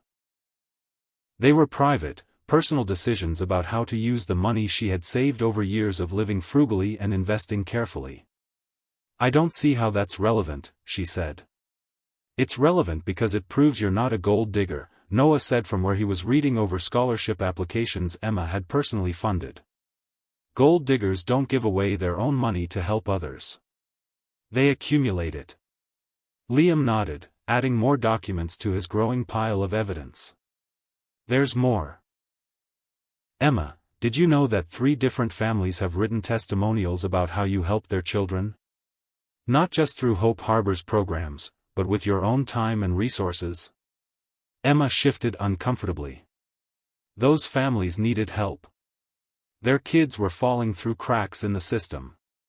And you used your own money to hire tutors, provide counseling, even help with college application fees. Liam's voice carried a note of admiration. "For children who weren't even technically your clients anymore. What's your point?" Emma asked, though she was beginning to understand where this was leading. "My point is that we have documented evidence of who you really are," Liam said, spreading the papers across his conference table like pieces of a puzzle that was finally coming together. "Not the character Ava's trying to paint, but the real Emma Brown who has spent her adult life using her own resources to help people who couldn't help her in return." Noah was studying a letter from the mayor's office thanking Emma for her volunteer work with a homeless youth initiative. "Emma, why didn't you tell me about this program?" "Because it wasn't about you," Emma said simply. "It was something I wanted to do." "But you've been volunteering at a youth shelter twice a week since we got married. Using your own car, your own gas money, your own time." Emma felt exposed in a way that was more uncomfortable than any of Ava's accusations. These documents revealed the private choices she made about how to live her values, choices she had never intended to use as weapons in a family war. "I don't want to turn my volunteer work into a publicity stunt," she said quietly. "It's not a publicity stunt if it's the truth," Liam said gently. "Emma, Ava is about to accuse you of being a calculating opportunist who manipulated a grieving man for financial gain. These documents prove that you're actually someone who consistently puts other people's needs before your own comfort. That's not just relevant, it's essential." As they spent the morning building their case, Emma began to understand something that had been nagging at her since the scandal broke. The attack on her character wasn't just about Ava's grief or family loyalty. It was about a fundamental misunderstanding of what love looked like, what generosity meant, what it actually took to build a life worth living. But even as they prepared their defense, Emma couldn't shake the feeling that the most important battle wasn't going to be fought in press conferences or legal briefs. It was going to be fought in the broken heart of a young woman who had confused protecting the past with destroying the future. That evening, as Emma and Noah prepared for what would likely be the most difficult day of their marriage, Emma made a decision that surprised even herself. "I want to see her," she told Noah as they stood in their bedroom, both of them too wired to sleep. "See who?" "Ava. Before her press conference tomorrow. I want to talk to her." Noah's face went very still. "Emma, that's not a good idea. She's already proven she'll use anything you say against you. Maybe. Or maybe she needs to hear something that can only come from me. Emma met his eyes in the mirror where she was brushing her hair. I understand her better now than I did when this started. I understand what she's really afraid of. What she's afraid of isn't rational, Emma. She's operating from grief and fear, not logic. I know. But sometimes the only way through fear is straight into it. Emma set down her brush and turned to face her husband. I can't let her destroy herself trying to destroy us.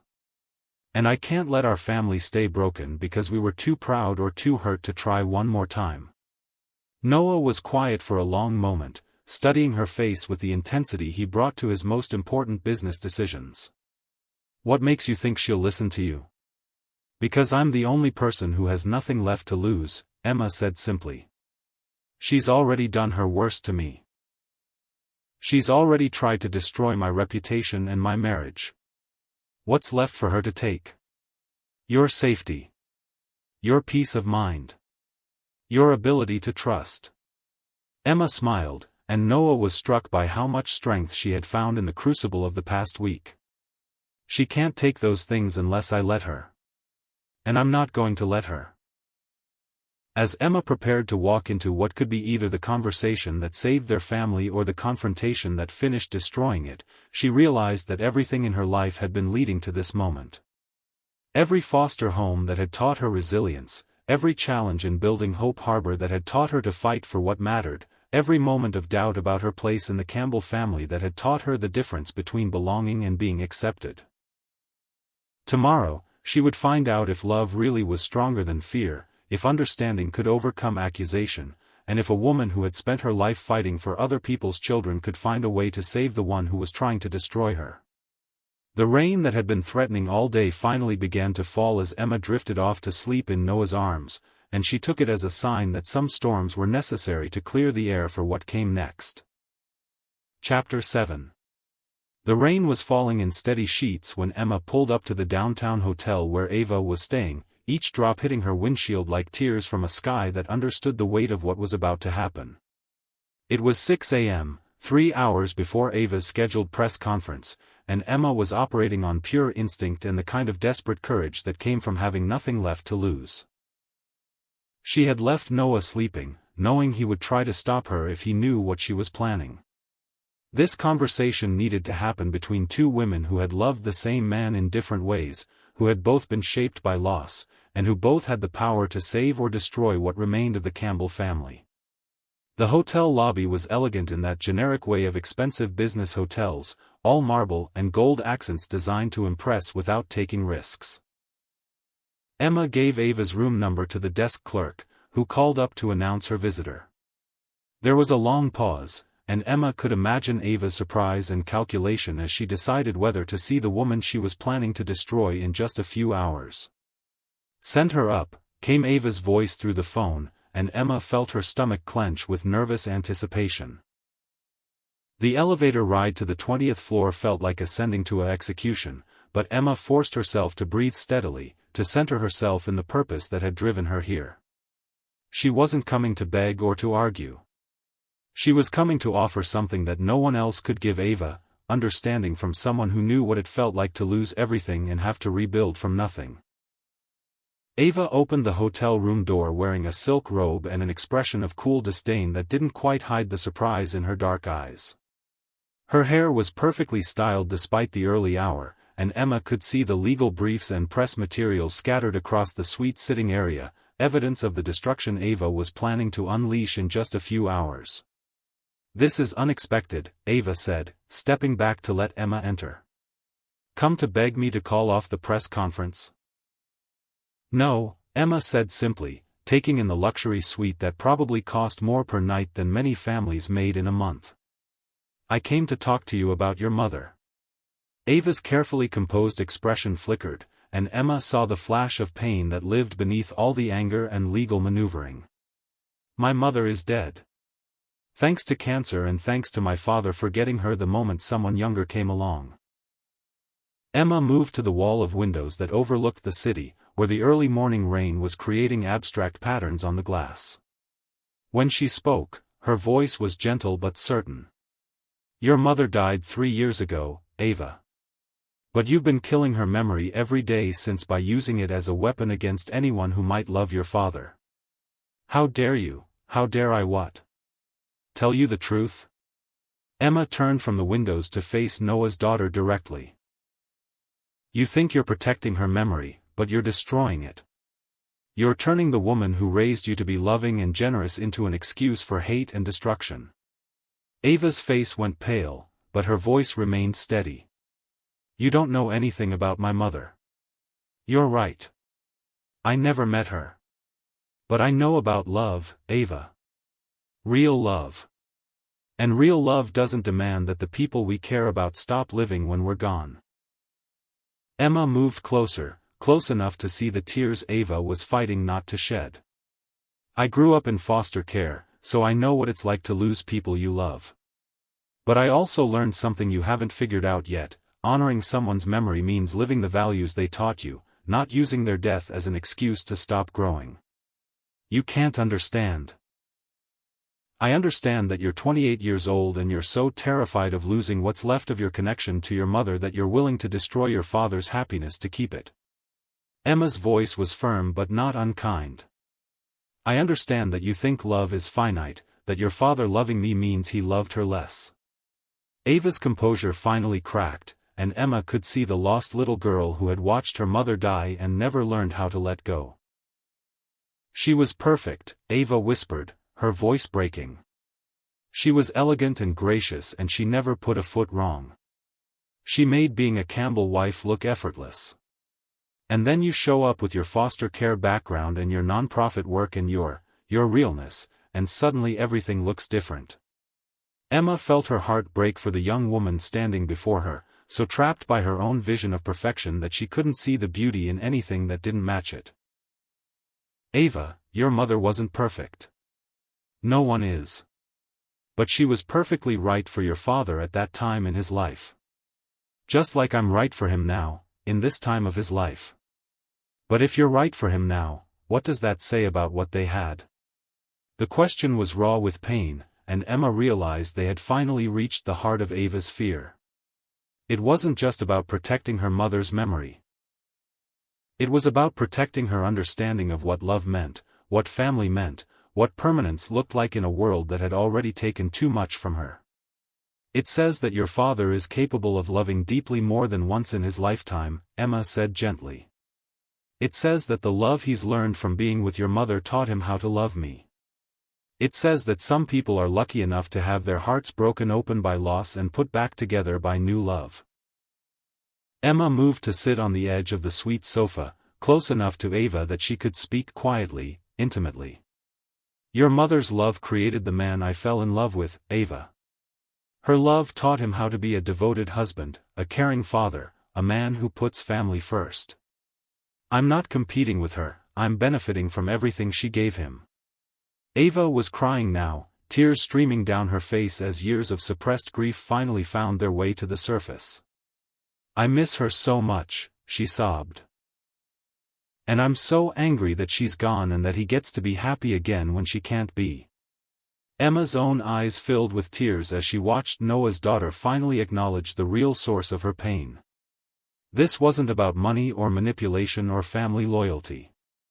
This was about the fundamental unfairness of a world where good people died too young and left the people who loved them to figure out how to keep living. "Of course you're angry," Emma said softly. "Death is the most unfair thing in the world. But Ava, your anger is hurting the wrong people. It's hurting your father, who's already grieved more than any person should have to. It's hurting your siblings, who want to support both you and him. And it's hurting you, because it's keeping you trapped in the worst moment of your life instead of letting you move forward." Ava looked up through her tears, and Emma could see something shifting in her expression. The first crack in the wall she had built around her grief. "How do I move forward without forgetting her? By living the way she taught you to live. By loving the way she loved. By being generous and gracious and putting family happiness ahead of your own comfort. Emma reached out tentatively, and when Ava didn't pull away, she took the younger woman's hands in hers. By letting your father be happy because you love him, not despite loving your mother. The silence that followed was broken only by the sound of rain against the windows and Ava's quiet sobs as she finally let herself grieve not just her mother's death, but her own fear of what came next. I don't know how to stop being angry, Ava admitted finally. You don't have to stop being angry. You just have to stop using your anger as a weapon against people who love you. Emma squeezed Ava's hands gently. Your father is broken-hearted about the choice he had to make.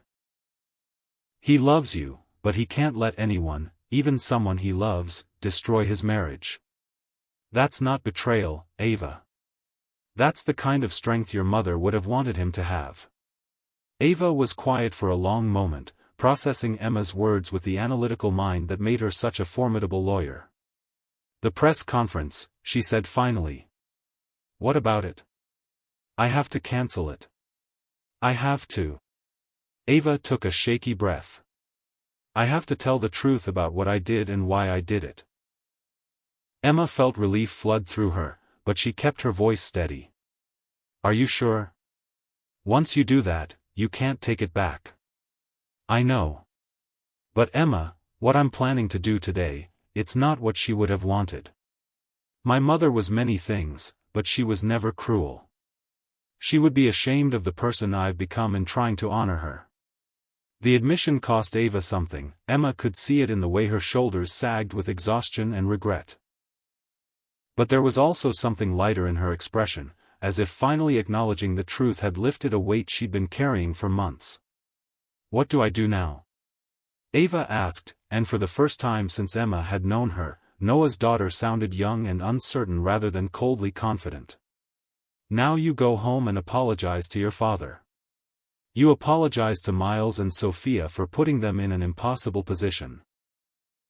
And you figure out how to build a relationship with me that's based on who we actually are rather than who you're afraid I might be. Ava nodded slowly, then looked up at Emma with something that might have been curiosity. Why did you come here? Why risk giving me the chance to hurt you even more? Emma smiled, and for the first time in weeks, it felt completely genuine. Because I understand what it's like to be afraid of losing the only family you have. Because I know what it's like to make destructive choices when you're scared. And because... Emma paused, choosing her words carefully. Because I love your father enough to fight for his relationship with his children, even when one of those children is trying to destroy me. That's not very smart of you. Probably not. But love isn't always smart. Sometimes it's just necessary. 2 hours later, Emma sat in the conservatory of the Campbell mansion, surrounded by the jasmine and gardenias that had become her refuge during the family crisis. She had called Noah from the hotel to tell him about her conversation with Ava, and he had rushed home from his office with a mixture of relief and residual fear that their ordeal might not be over. Now they waited together, listening to the rain continue its steady percussion against the glass walls, both of them afraid to hope that the worst might be behind them. The sound of a car in the driveway made them both tense, and Emma felt Noah's hand find hers as they heard footsteps in the marble foyer. Voices, Ava's, but also Miles and Sophia's, as if the siblings had coordinated their return to the family home. When the conservatory door opened, all 3 Campbell children stood in the doorway with expressions ranging from tentative to hopeful to determined. Ava's eyes were red with recent tears, but her spine was straight with resolution. Dad, she said, her voice steady despite everything she had been through. I owe you an apology. I owe all of you an apology.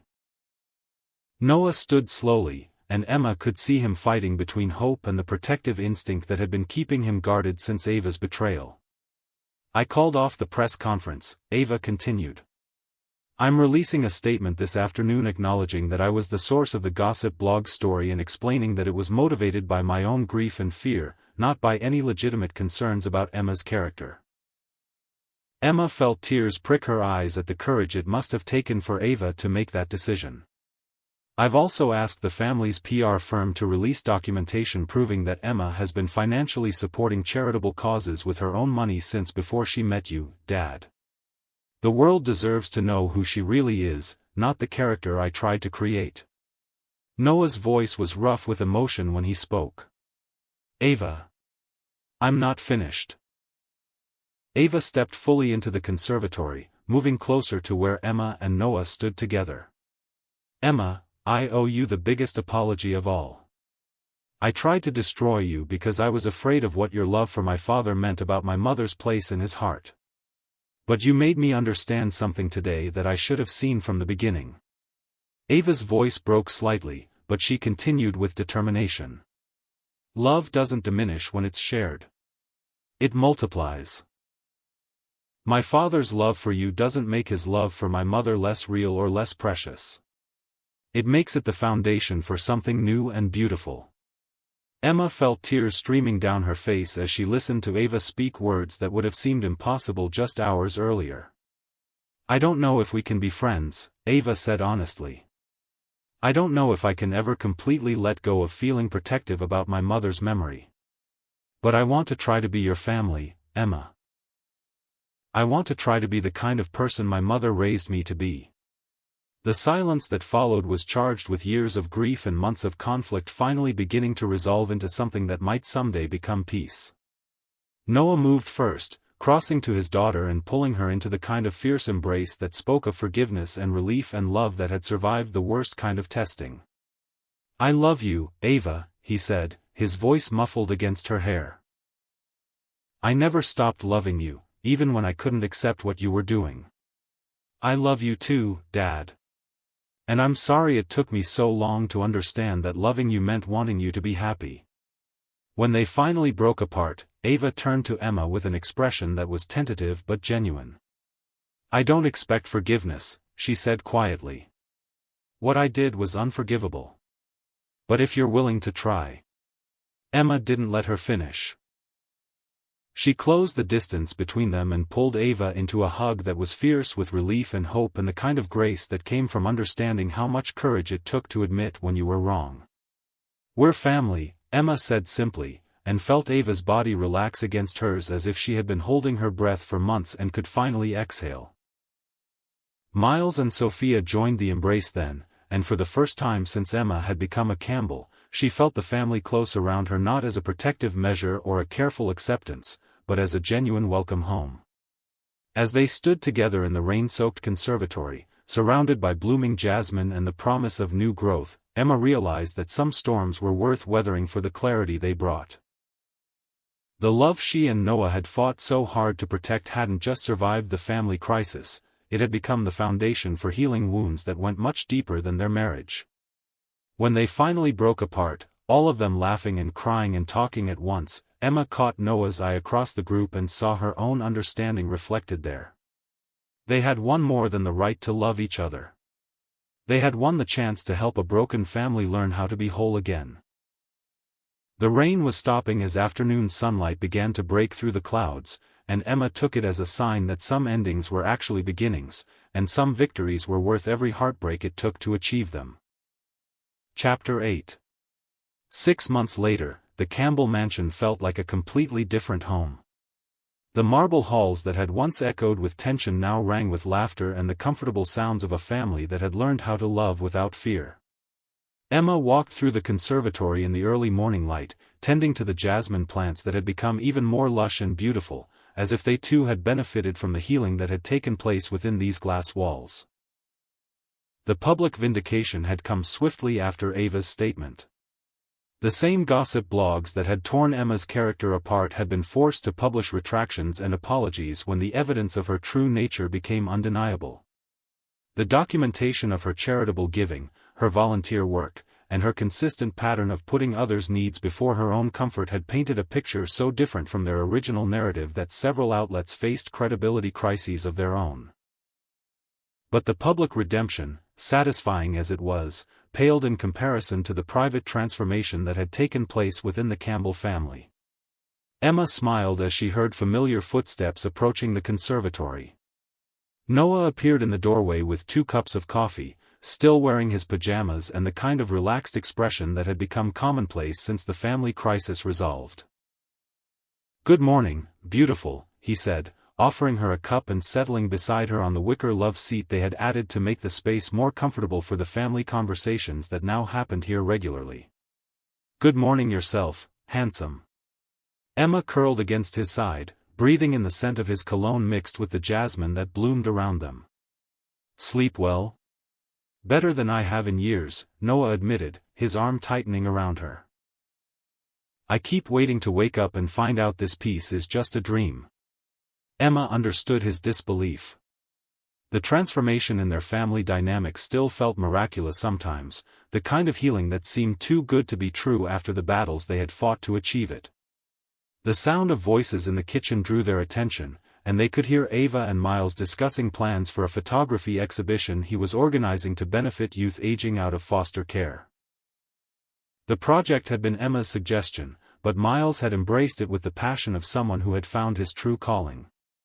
Ava's legal expertise was helping him navigate the business side of the venture, and their collaboration had become one of the unexpected gifts of the family's healing process.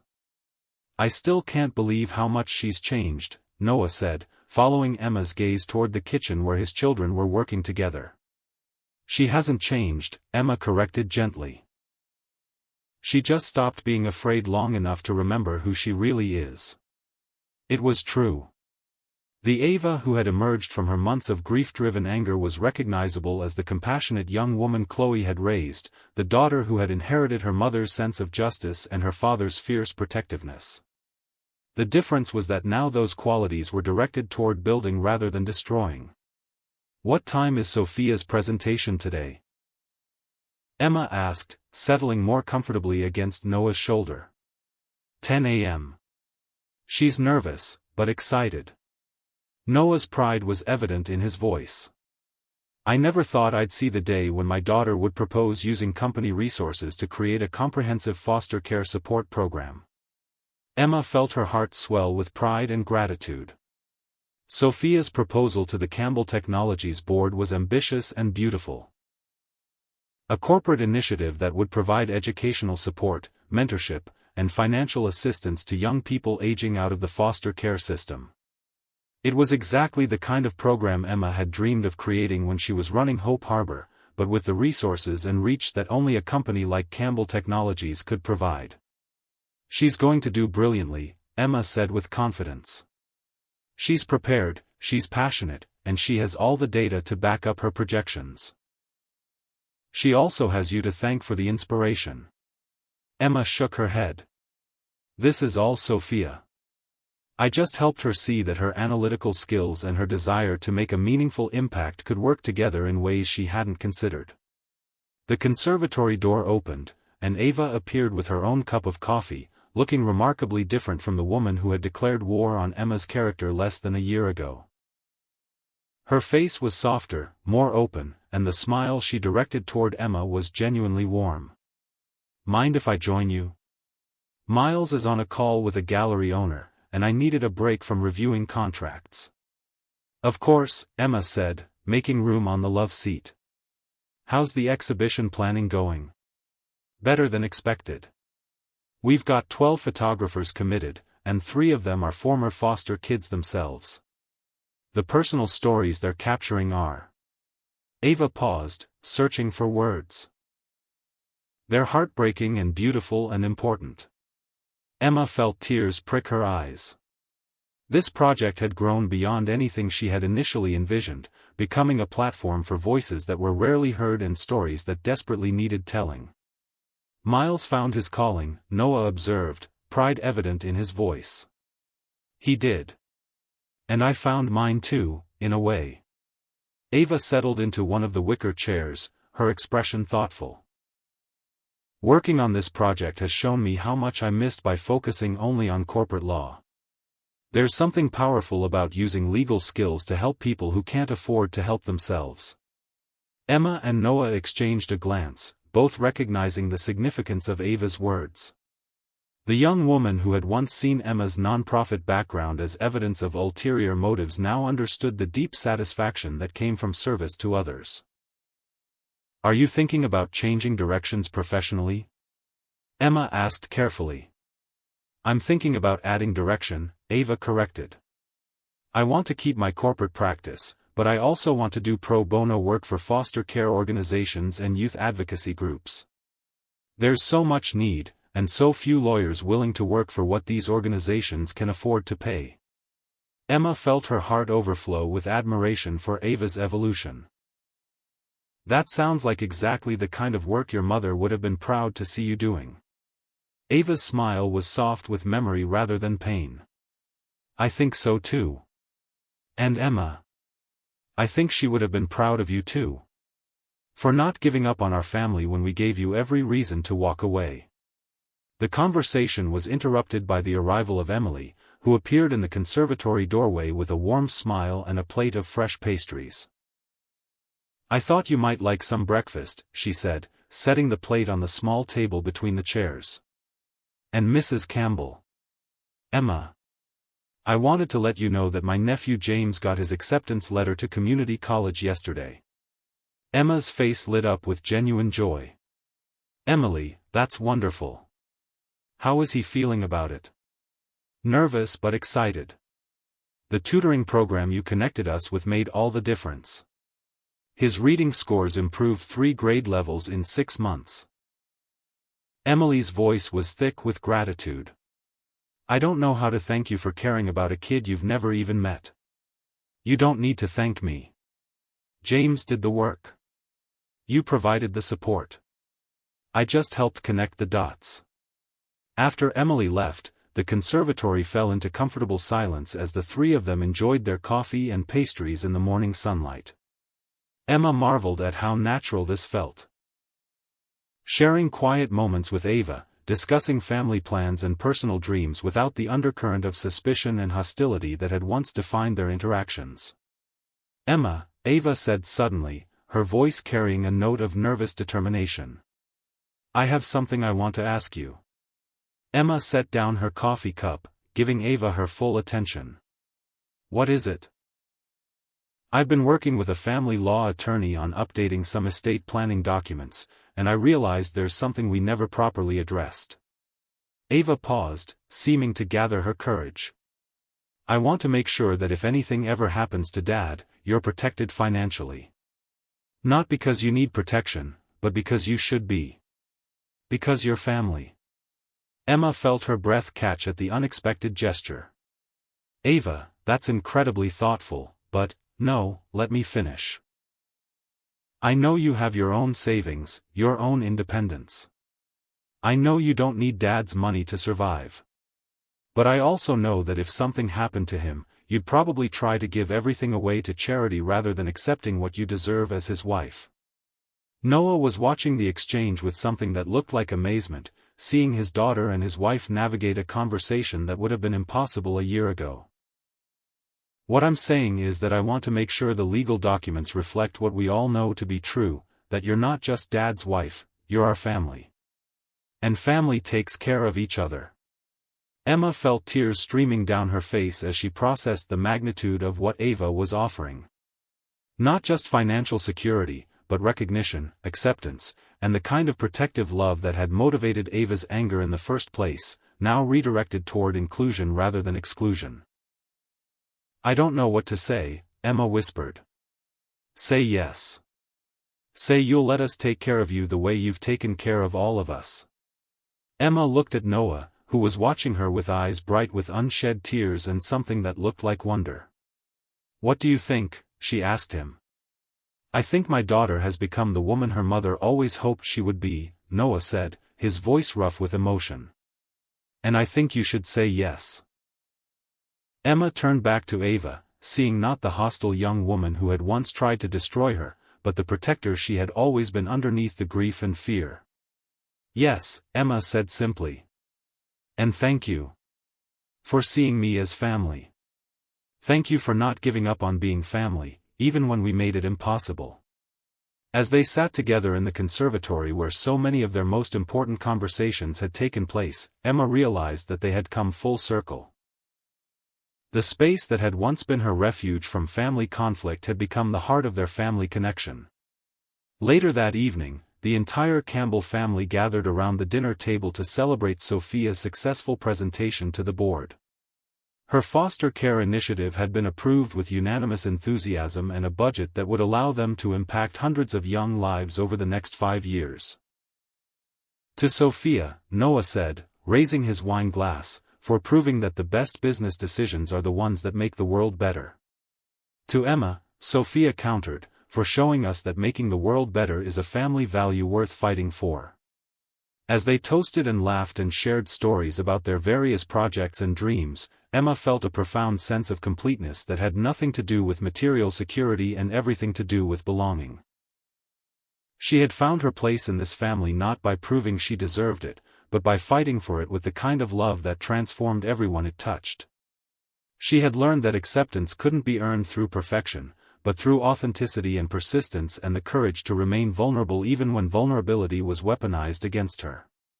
Most importantly, she had discovered that love didn't require choosing sides or dividing loyalties. Real love expanded to include whatever needed including, creating space for grief and joy, for past and future, for the person Chloe had been and the woman Emma was becoming. As the evening wound down and the family began dispersing to their various evening routines, Noah caught Emma's hand and pulled her back toward the conservatory.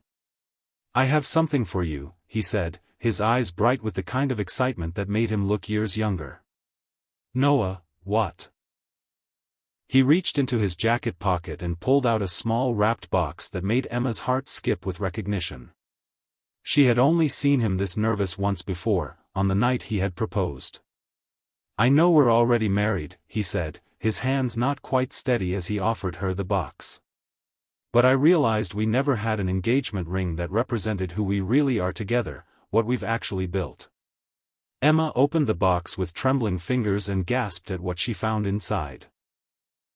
It wasn't a traditional solitaire, but a ring designed with 3 stones, a center diamond flanked by 2 smaller stones that caught the light and threw it back in rainbow patterns.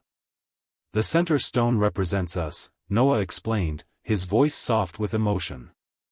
"The 2 side stones represent our families, yours and mine, including the children we've gained and the ones we've lost, the past that shaped us and the future we're building together."